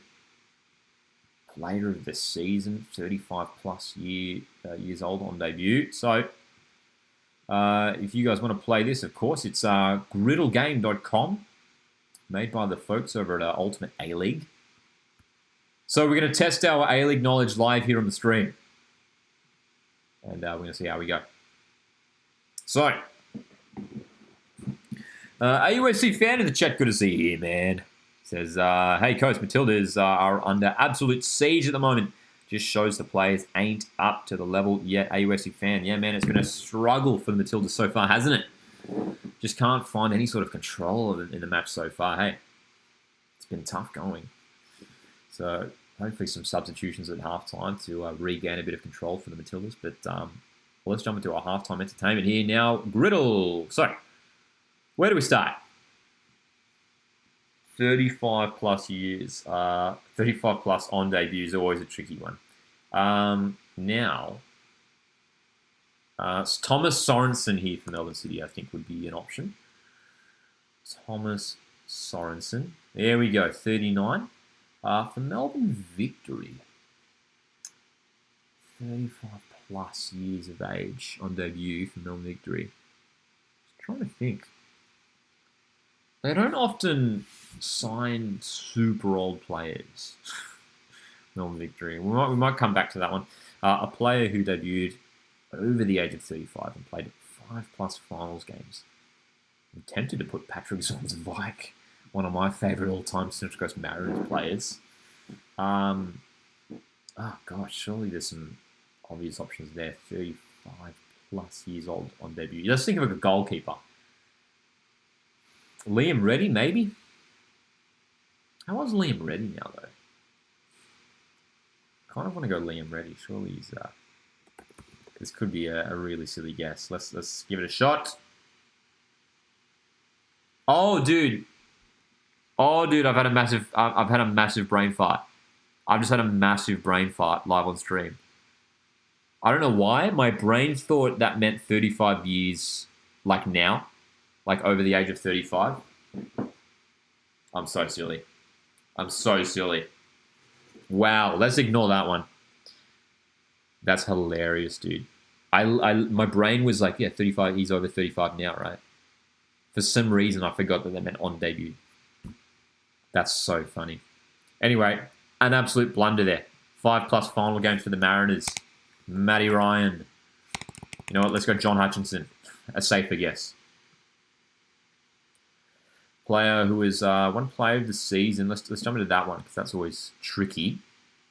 Player of the season for Melbourne City.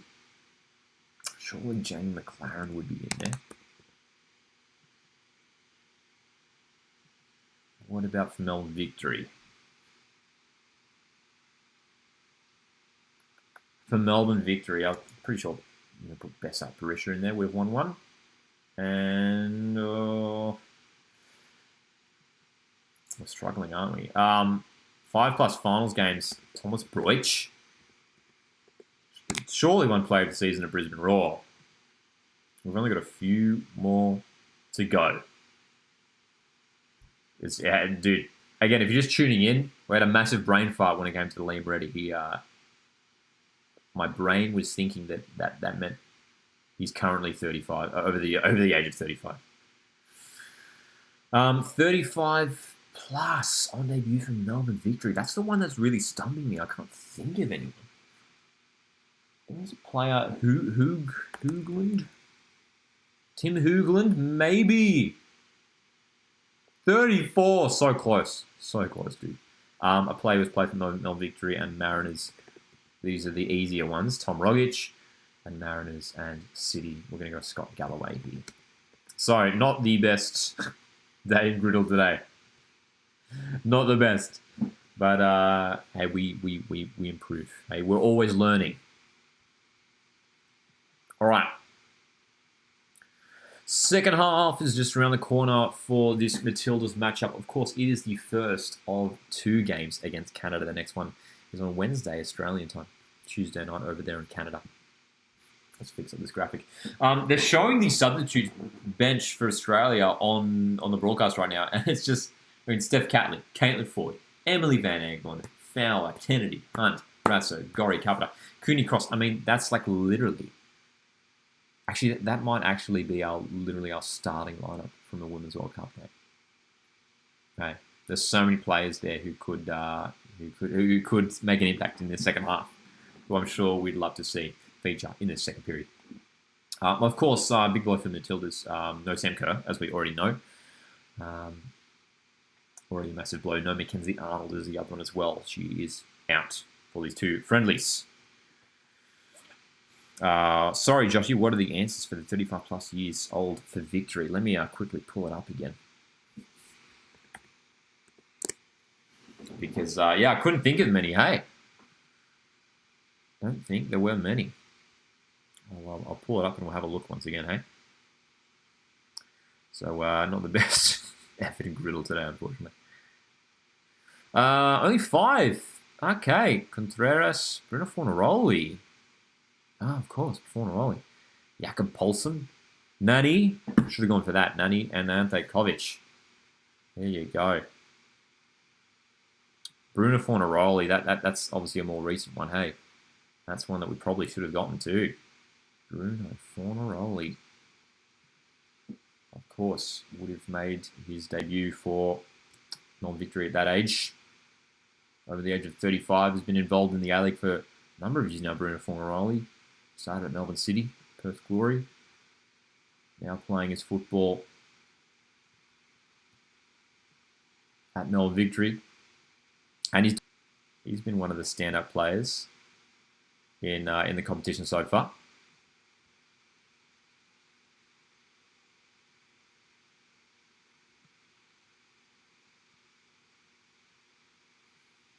So, this is the lineup that we've currently been running so far this game. Will we see any changes at half time? That's the question. Hopefully. Because we need something different. Alexander says, no depth in player talent. Future is not overly optimistic. I think the depth is there, Alexander, but I think maybe this is just isn't the game to be, giving opportunities to these inexperienced players. Canada are one of the top teams in the world. I know we defeated them 4-0 in the Women's World Cup, but that was with a totally different lineup. And just, this is, it's going to be tough to expect, much from the likes of, Charlie Rule, Sarah Hunter, who are making their debuts. Some players returning to the team, and Remy Simpson, Amy Sayer as well. It's a huge test for these players. So I wouldn't be surprised if we do see some of our more experienced players from the Women's World Cup come on in the second half, because we need it, at least just one or two. Whether it's Mary Fowler, Caitlin Ford, just someone different. I think Mary Fowler would be a good change to make, just to have someone to um, you know, start to pull the strings and create some chances moving forward.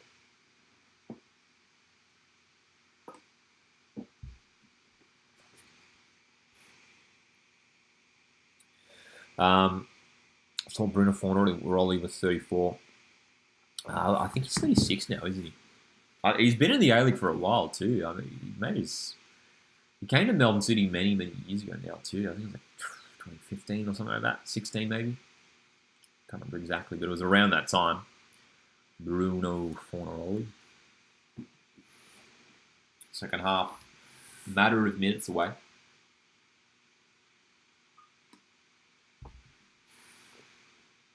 So, if you guys have been enjoying the stream, you want to support the channel, feel free to hit the like button. You can also consider sending through a super chat.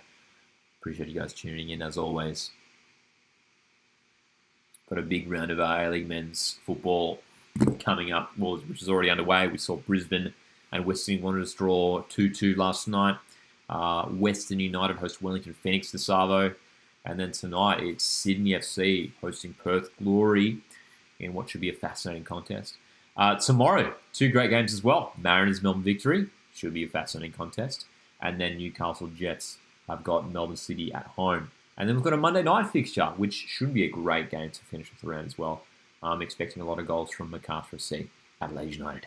Two teams with plenty of good attacking young players. So that should be a fun game to watch as well, I think.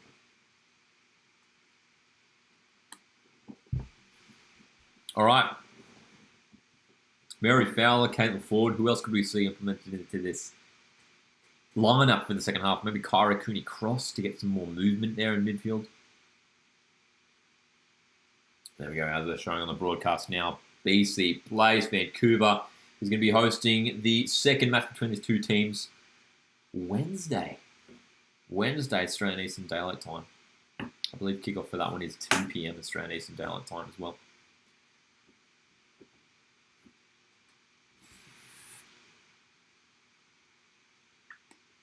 I'd expect a more experienced lineup for that game too as well for Australia. You'd hope so as well.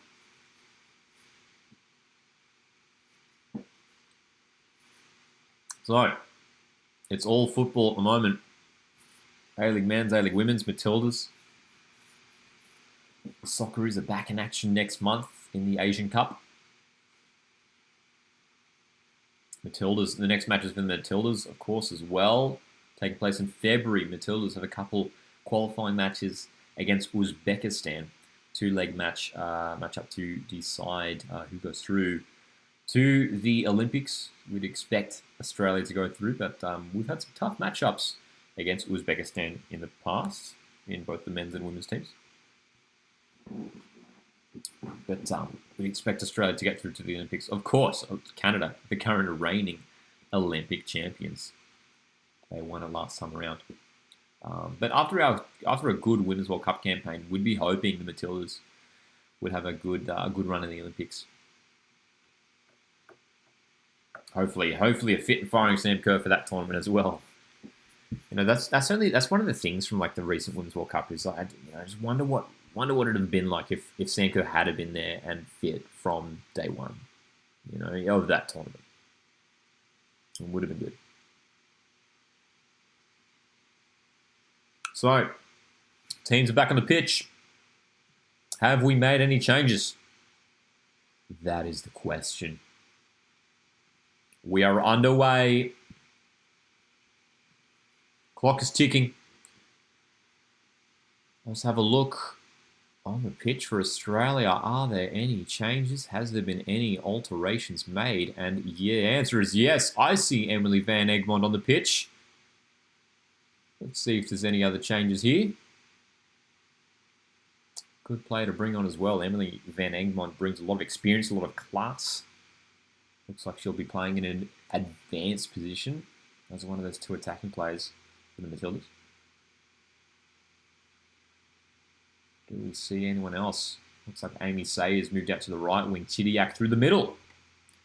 So a couple alterations. But it's going to be Alex Chidiac and Emily Van Egmond, the two attacking forces for Australia. So Remy Simpson has come from the field then.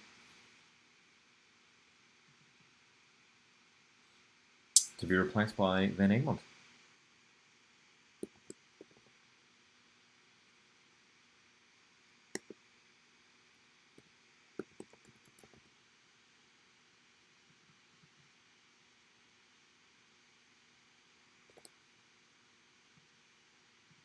Canada starting this off just like they did the first, controlling the ball, putting Australia on the back foot, and that's going to be a foul committed by Wheeler.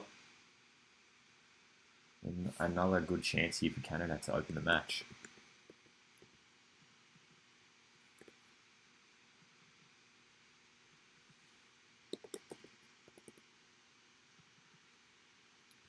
So I don't mind the decision from Tony Gustafsson to make that early change here in this match. Bring on Van Egmond. Simpson was just struggling to get into the game, wasn't she?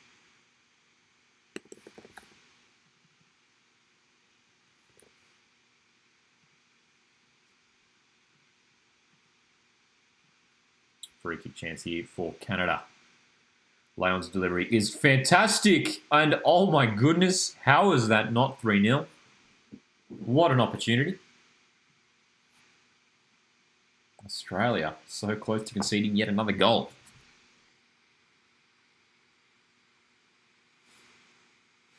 Josh says, "Holy crap! It's pouring in Canada."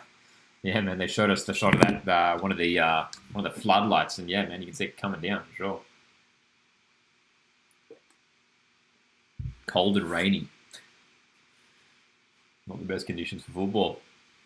The pretty stark contrast to some of the weather we're having here in Australia.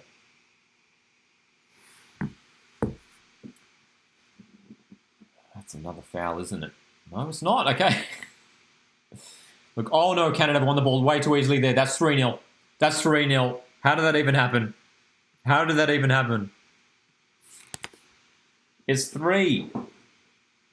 I didn't even see what happened because I was looking at the incident where I thought it was going to be a free kick and I thought it was going to be a foul. Then we got away with it. Next thing we know, Canada are behind. It's 3-0. Far too easy. Oh, it's another terrible mistake. Was that Chidiac? Getting caught in it. No, it was Rule. No, oh, sorry.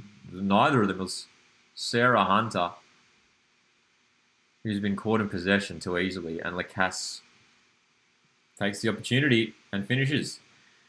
Quite similar to the first goal where Paul Kinghorn was caught in possession. But that's really, really poor. That's really, really poor from Australia.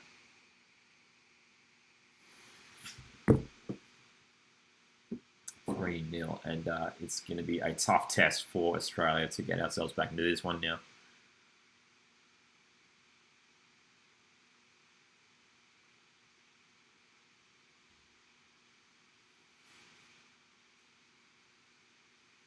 Disappointing from Sarah Hunter, man. I mean, it's been a tough game for her to make a Matildas debut in. Very, very difficult considering the circumstances. The conditions aren't great. The opposition is of the highest quality.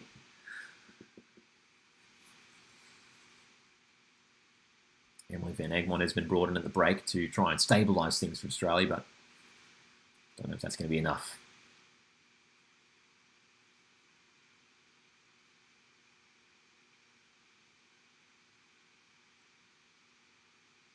So if you're just tuning in after the halftime break, it's already 3-0 for Canada. They have scored once again. Canada, they themselves have made a substitution. Prince, who was good in that first half, has been replaced by Huitzama. An attacking change.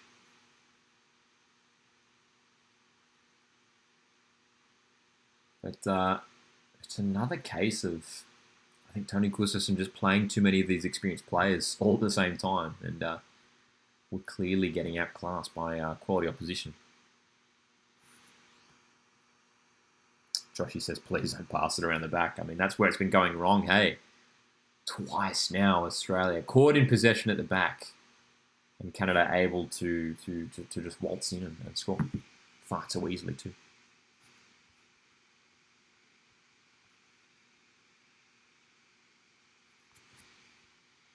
Lay on in behind, side netting.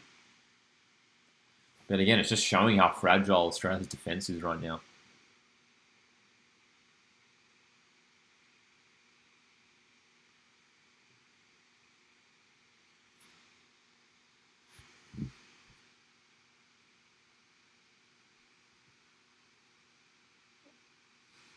Layon's been probably the most dangerous player for Canada this game. Orchestrating things moving forward. Causing some headaches for the Australian defence. Here we go, playing out from the back. Wheeler, Van Egmond, there she is, dropping deep. Wheeler caught in possession. Hunter misses the challenge, and Canada are back in possession. I almost wonder if maybe Van Egmond or someone like Kyra Cooney-Cross would have been better to bring on than as one of those central midfield positions. We're going to need someone else in there, I think, just to have some more control. I think Kyra Cooney-Cross would definitely flourish in this sort of scenario with her abilities in midfield.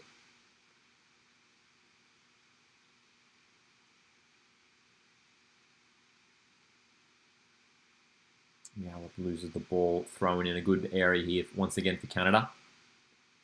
And that's been the narrative so far. It's just Canada just getting into good positions, putting Australia on the back foot. Across the back. Canada switched it out wide to the left.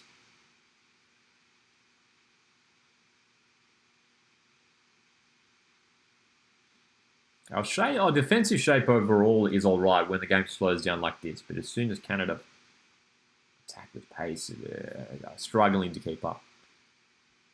Lawrence, poor pass in field. Again, it's been cut out far too quickly, given away by Hunter once again.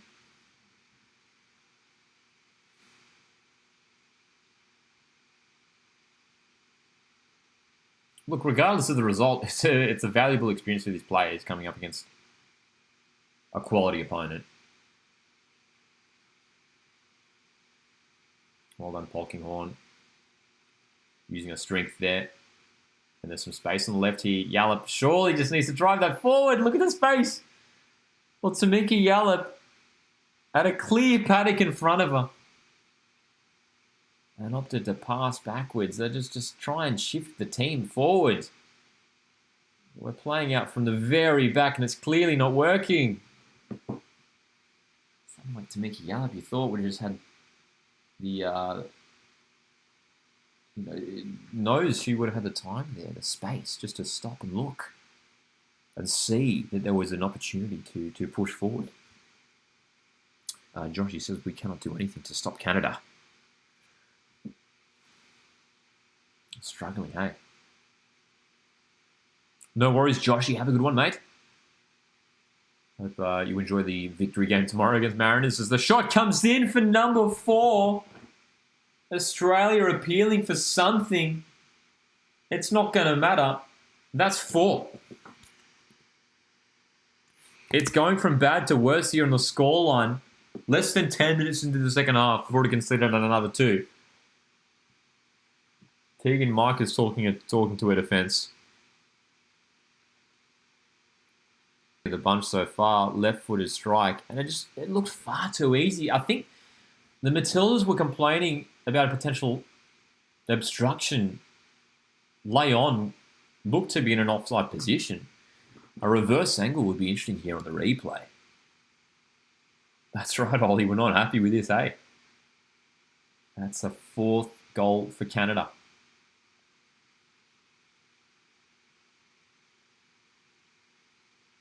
I mean, just again, that's similar to the second goal, right? Like another error that we're seeing there.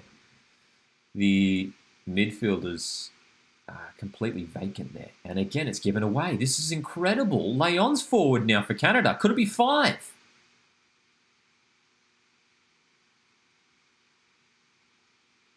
Well, the current scoreline that we see here is the scoreline that Australia defeated Canada by just a matter of months ago in the Women's World Cup in Melbourne.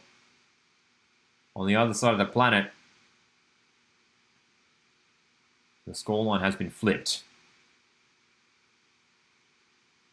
It is all Canada. And Australia simply have no answer today.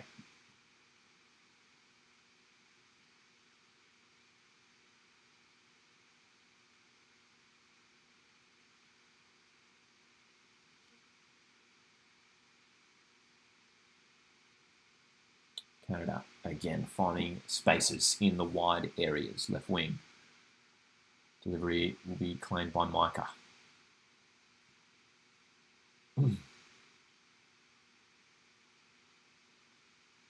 Need some more subs. Need some more subs, I think. Need some more alterations, some more changes here.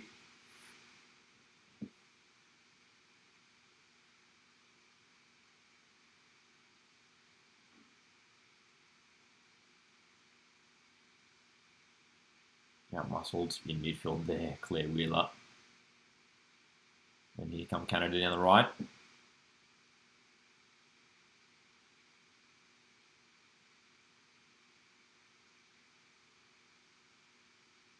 I think we were talking about our predictions earlier. Some of you guys predicted a win for Australia, a close win. I said if we got a draw from this game, I would have been happy with that, considering the lineup, and we are nowhere near that. This is a dominant performance by Canada. To their credit, have been very, very good. It's not just about the mistakes from Australia, but the quality shown from Canada has been exceptional.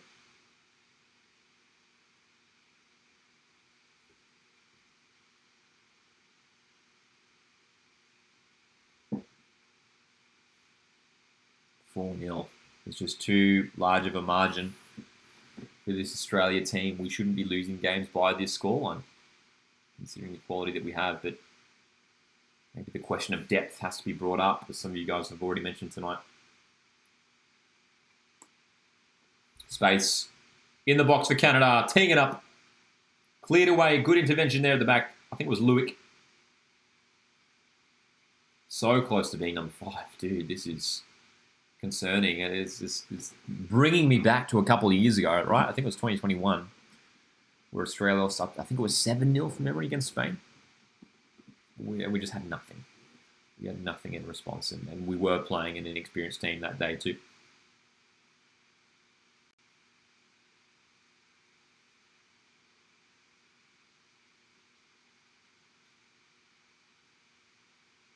Really good crowd at this game. A smaller capacity to the stadium, I think they said pre-game, 6,000. It is full of fans rugged up the chilly conditions in Canada.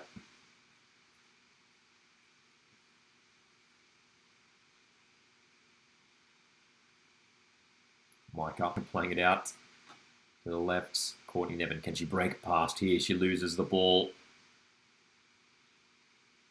Lack of control there from Canada, and all of a sudden there is a small opening now for the Matildas to get forward.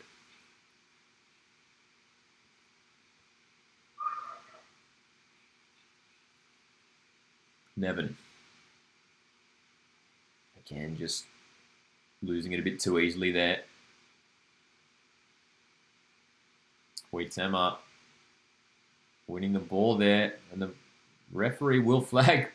The linesman almost put up a flag. It kept going, and then she finally did end up raising the flag for that one. So another free kick opportunity here for Canada, as Christine Sinclair warms up on the bench. Obviously a big occasion for her. The legend, 40 years of age, did feature in the Women's World Cup, and playing her last couple of games here for Canada before retiring from international football.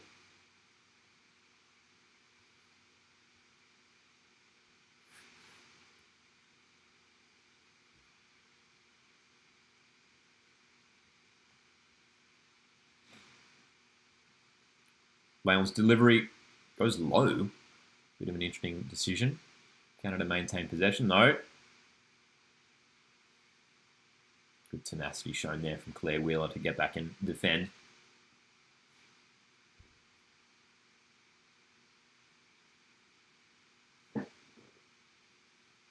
We passed the hour mark. Canada 4, Australia 0.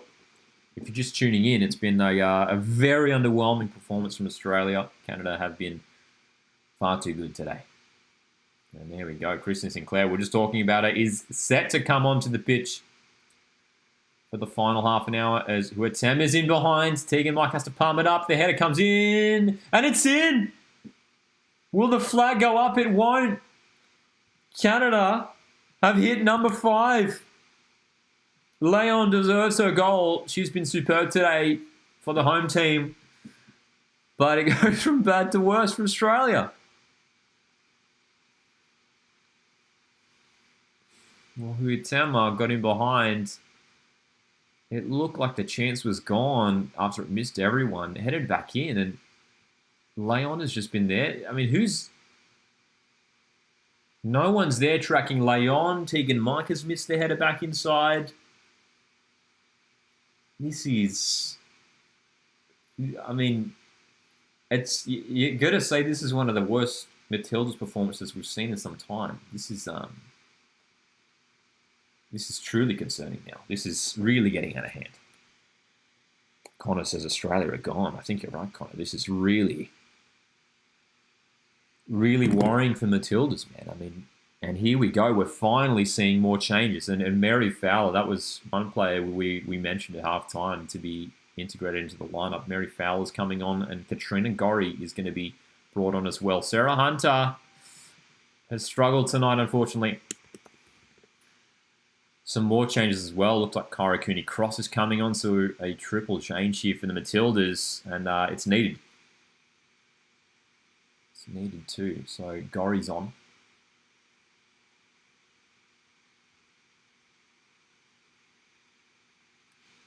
Claire Polkinghorn has come from the field as well. In fact, there's going to be a quadruple change. Alana Kennedy's onto the pitch as well. So we'll bring back the lineup graphic once we see how this formation is going to look. But it looks like both centre-backs have come off the pitch. And special moment for Kristen Sinclair. She's coming on for what you'd expect to be a second last appearance for Canada ever. Spurs is here. Good to see you here. Cooney Cross coming in, that's right. Yes, Tay, we definitely do a Mariners Way days. I usually get to all the New South Wales ones. And we haven't had any yet. We've got a few coming up next year, though. So, multiple changes for the Matildas. Let's have a look at how the lineup looks now, because it's going to be very different. So it's Cooney Cross and Gorry playing in midfield. Alana Kennedy, as we know, one of our stars from the Women's World Cup. She's slotting in at centre-back. Chidiak's off as well, I believe. So changes all across the park here for Australia.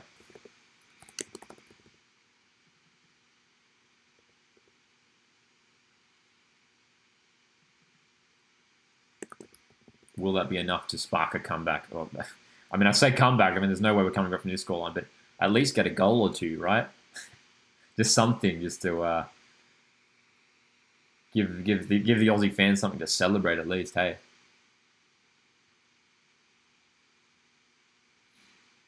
So it might be Claire Wheeler, who looks like she's playing at right back now. So Charlie Rule is slotting into centre back potentially. Mary Fowler's also onto the pitch, so there's new faces all over the park.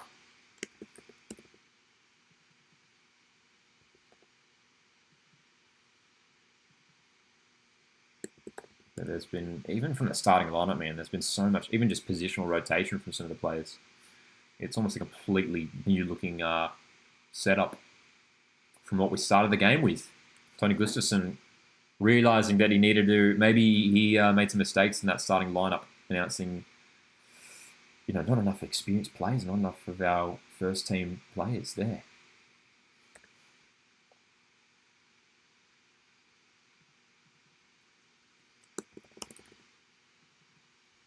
So, this is what our lineup looks like now, by the looks of things. So through the middle up the top is Van Egmond and Mary Fowler. We've still got Amy Sayer playing off that right wing. Off the left, Tamiki Yallop. Midfield duo of Gorry and Cooney Cross, who were key for Australia in the Women's World Cup. Charlie Rule will slot into centre back alongside Alana Kennedy. Claire Wheeler's dropped to right back.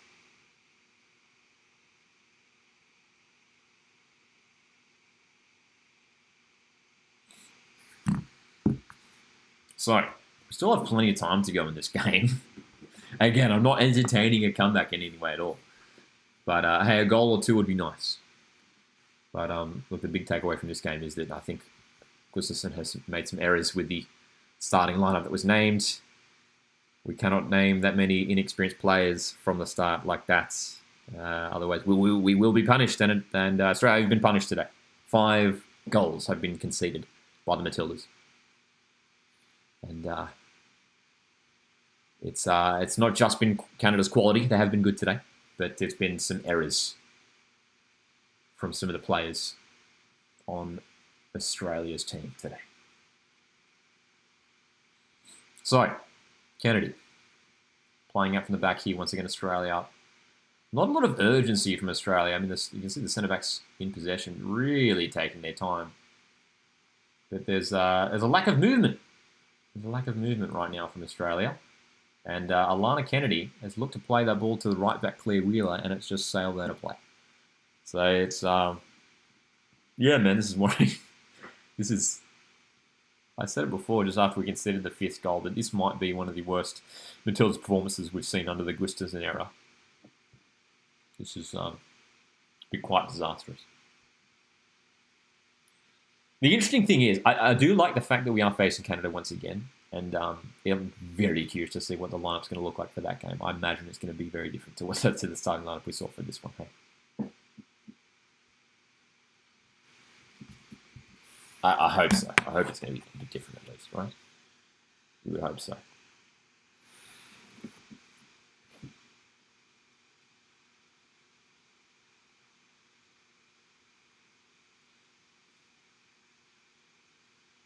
So Australia have quality on the pitch. We just need to get some possession and work our way up the field a little bit, if we can.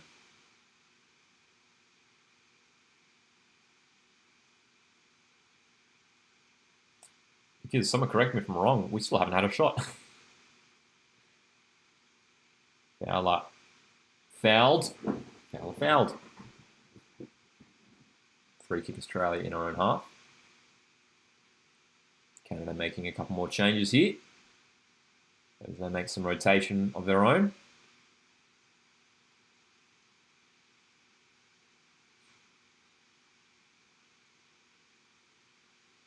Williams had a good game from Canada. She's off.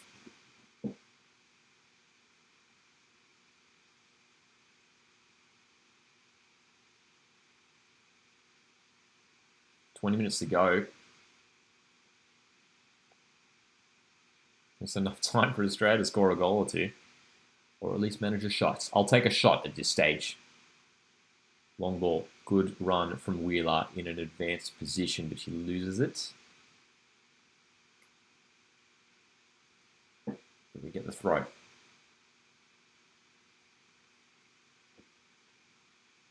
All right, here we go. Here's our chance. Come on. Throw near the halfway line.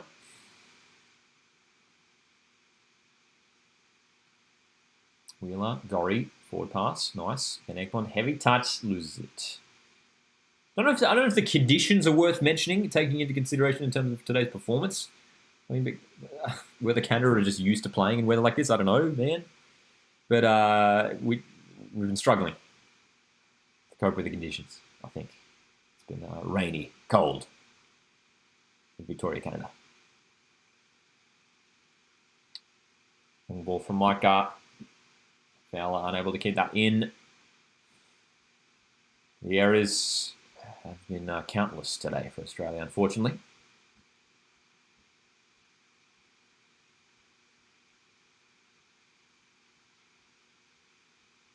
But a lot to take away from this contest, I'm sure, for Coach Tony Gustafsson,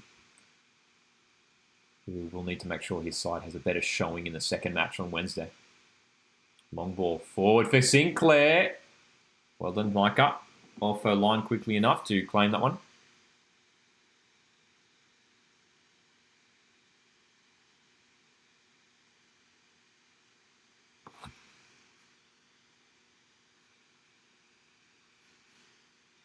If you're enjoying the stream, you can consider sending through a super chat. Or feel free to just hit the like button. Great way to show your support for the channel.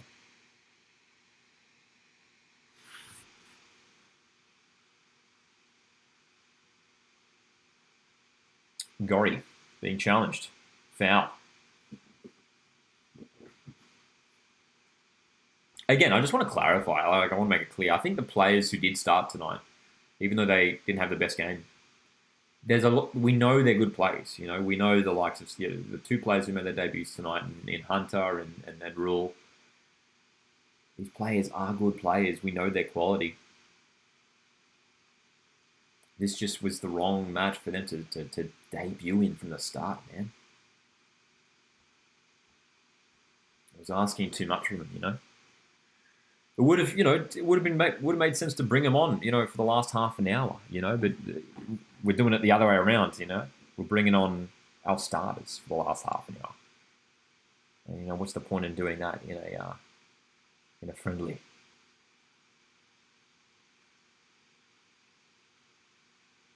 It's too much pressure for the debutants. So I guess you just got to feel for them, Canada haven't been as aggressive since going 5 goals up, man.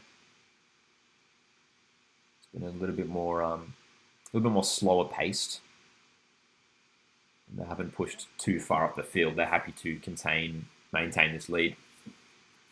But they're probably aware of the quality that has just been brought on. I mean, we've got Van Egmond, Fowler running through the middle now, Cooney Cross, Gorry in midfield.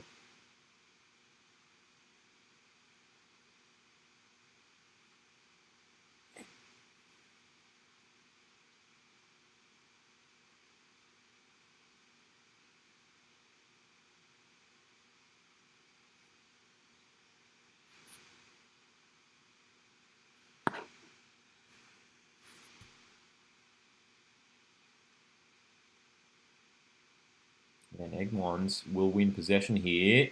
Chance for Australia. Gorry, great chance for Australia. It's Fowler in space, shooting. First shot of the match for Australia, and it comes after 73 minutes. Mary Fowler. Look, she was under pressure. Got that shot on target, but straight into the hands of the keeper. Might have taken a slight deflection too, to be fair. But finally, Canada's goalkeeper's called into action. Nice little opening, though, there. Gorry got moving forward as well. Long ball here down the right for Canada. Well done, Nevin, with the quick closing down. It will be another corner here for Canada. I don't think Australia had a single corner this match. Someone correct me. It's a save. That's right, Connor. Our first save of the match for Canada. And, again, I think that was our first shot of the entire match. 73 minutes, man. Took over an hour to have a shot. Canada's corner delivery to that far post. Headed back inside. Micah claims.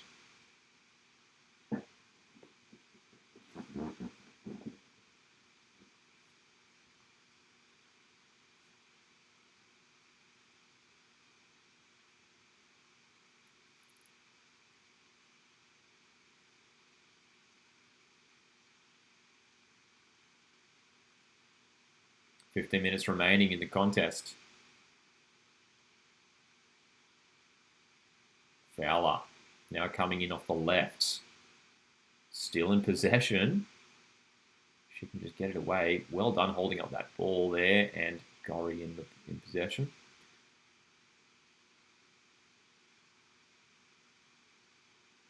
You can just tell from just the caliber of players we've brought on about 10 minutes ago that they're just a step above, you know what I mean? Not losing the ball as easily. But that's a poor giveaway from Rule. And that's surely offside there.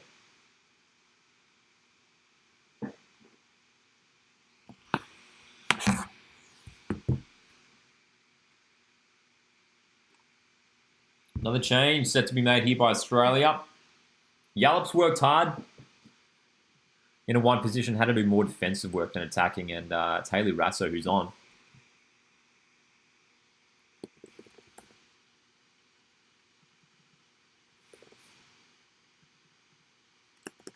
Rasso who scored in the meeting between these two teams in the Women's World Cup, of course.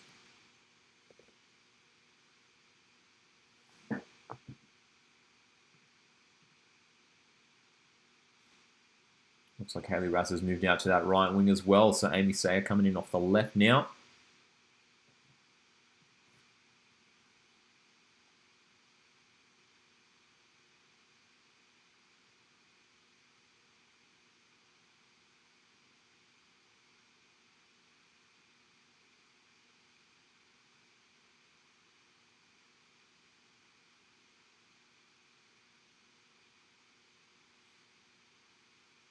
A little bit more urgency now from Australia, pushing up, applying a bit more of a press with the fresh legs.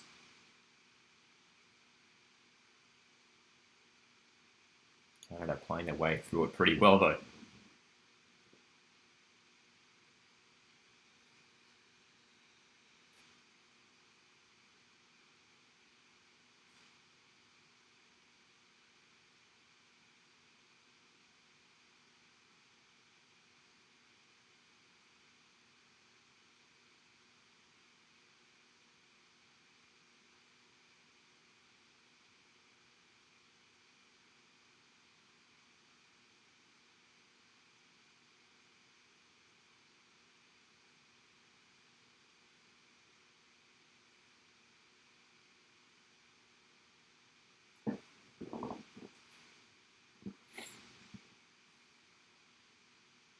You just tell the attitude, the speed of the ball movement, everything has looked more impressive since these changes have been made, man. Fowler, Van Egmond, Gorry, Cooney Cross, all these players on. A bit more fluency moving forward now too. Rasso on the right, cutting in. Looking for that reverse ball. Didn't quite work out.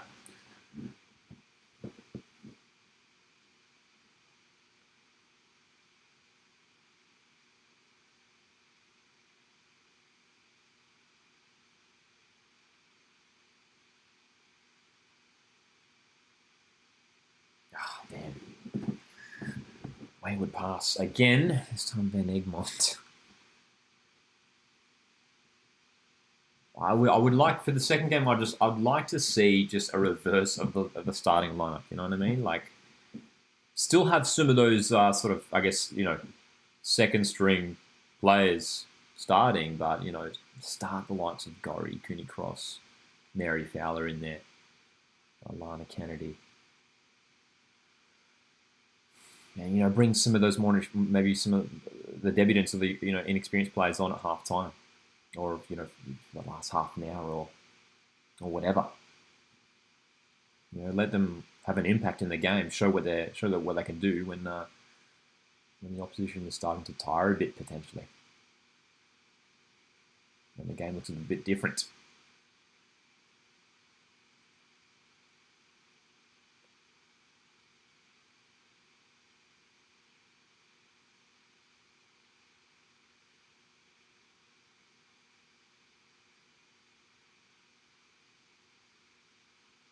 So, 10 minutes remaining. Time almost up for Australia to just find a consolation goal. It's been all Canada up to this stage, but for the last 10 minutes or so, Australia have regained some control. And Canada have backed off. They've looked happy to take this comfortable lead. And it's going to send a message to the rest of the top nations. A big scoreline like this, man. I think, Canada would have been really, keen to play these matches. Maybe intentionally picked out Australia because of what happened in the Women's World Cup. Here's Fowler into the box. Good sliding challenge. Again, another promising moment there from Australia, which is we'll take the positives. Even if we can move forward into the box, that's something. We've barely had anything going forward today.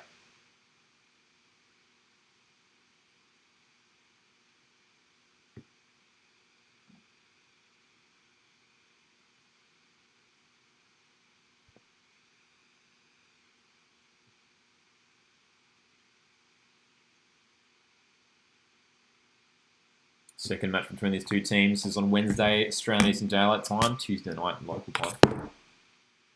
And Australia's next matches after that for the Matildas are in February, the two-legged qualifiers against Uzbekistan to decide who goes through to the Olympics. Matildas hoping to get through to the Olympics once again and hopefully have a good run there. Of course, Canada won the last Olympics, picked up gold back in 2021.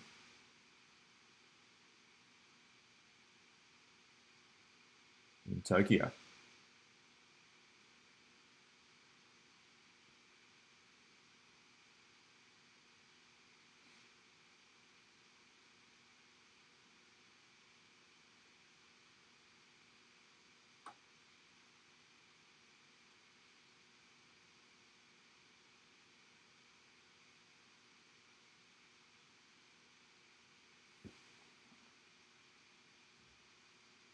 All right, here we go. Some composed possession of the back here now from Australia. We're going to play our way through the middle. The cross gives it away. Even some of our more experienced sort of top players making mistakes in this match. Ben Egmont. Gorry. Forward ball. Don't mind it. Rasso almost found it. It's forced a clearance, and it's a throw-in now for Australia in a good area. Tan Lee, how you going here? Says, I joined late, no worries. What happened to the Matildas? Well, Tan Lee, it's been a real tough one for the Matildas. But yeah, for those just tuning in, it was an inexperienced lineup that was named for the Tillies. Very different to the one you see here on the graphic. Had a couple of debutants in Charlie Rule, Sarah Hunter. And Canada just came out firing, and it was 2-0, wasn't it? 2-0 after halftime. At halftime. And then 3 goals in the second period for the home team. Some poor mistakes, though, from the Matildas, allowing those goals to eventuate. Here's Christine Sinclair with her experience. That's a lovely through ball from Sinclair. Canada in behind on the right. That looks like it might be a goal kick. It is. But it's another occasion where Tony Gustafsson has maybe named too many inexperienced players in a starting lineup, not enough of that first team quality which we really could have really would have helped today in that first half, just to stabilise things a little bit.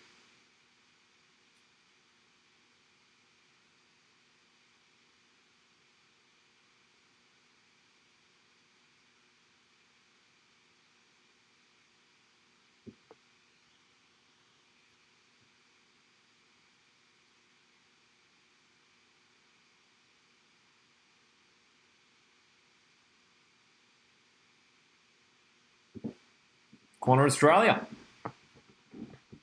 which is probably our first one of the match, right? 85 minutes in. The left foot of Courtney Nevins going to come across to take this one.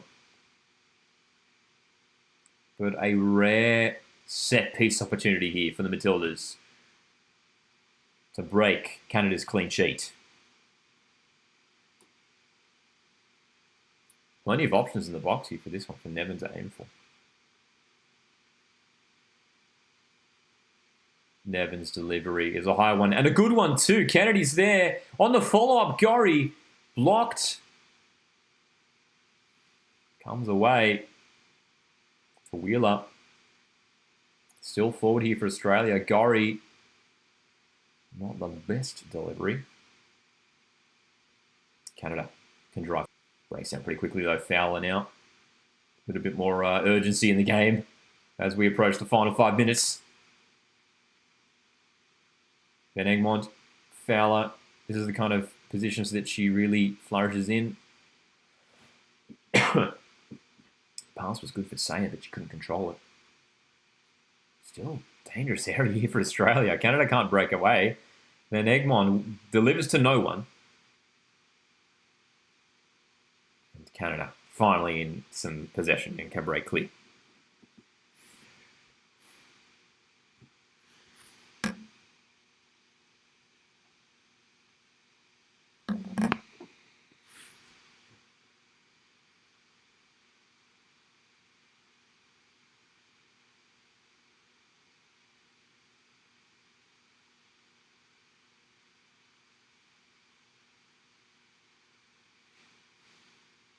Wheeler bringing the ball forward down the right.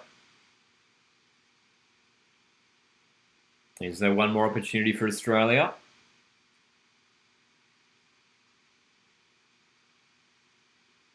Not a great night overall for Australia, but if we can just take a consolation goal here from the last few minutes, so we have something to take into the second game to hopefully muster some sort of a reply in the second match, hey?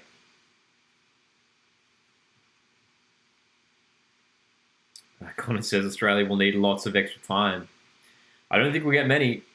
There hasn't really been any injuries at all from memory. There was one stoppage in the first half for Remy Simpson, but maybe that's why she was brought up at the break, to be fair.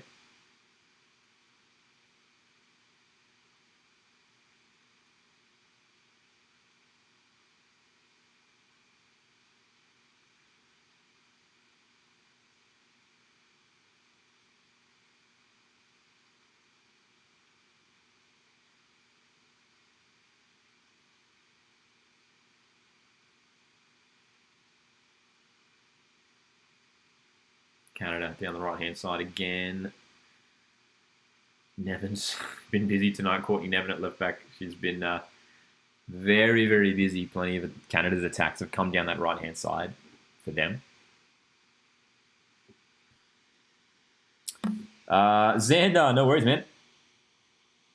5-0, that's wild. Yeah, man, it hasn't been a good display from the Tildas, unfortunately, today. If you're just tuning in, a very inexperienced lineup named by Tony Gustafson for this game. We had a couple of debutants, Sarah Hunter, Charlie Rule, and yeah, Australia struggled from the start, man. And I think that's where we went wrong, that starting lineup. I mean, not naming as many experienced sort of first-team players.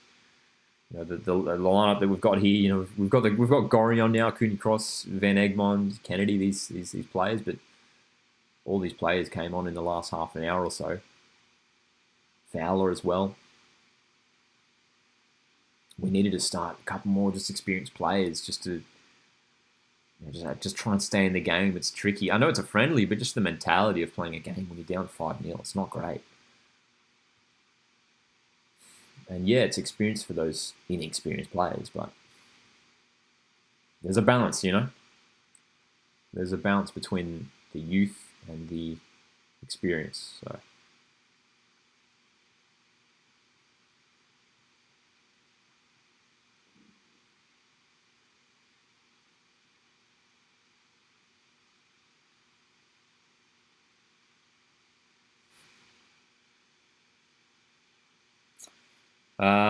Tanley asks a great question here. Should Tony Gustafson sign on after the Olympics? It's a good question.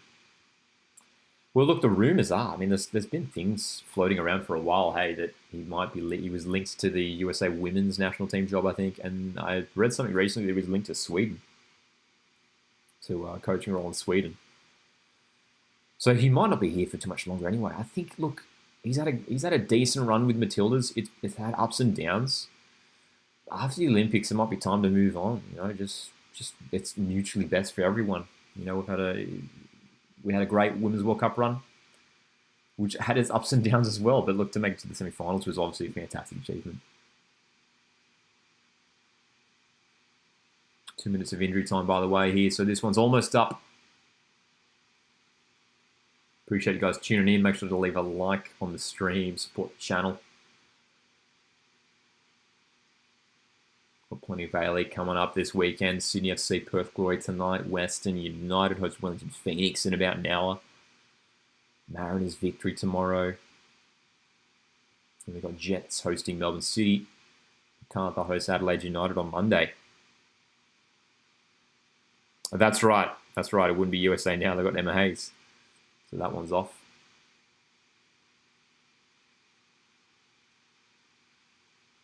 But yeah, I think it'd be beneficial for all parties involved if Tony Gustafson did move on after the Olympics. It feels like the right time, you know what I mean?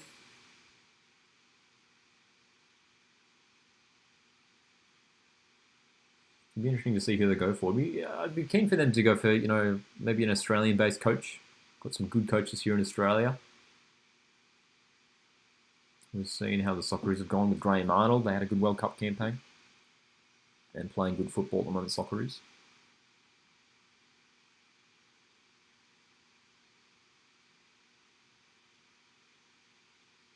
That's full time.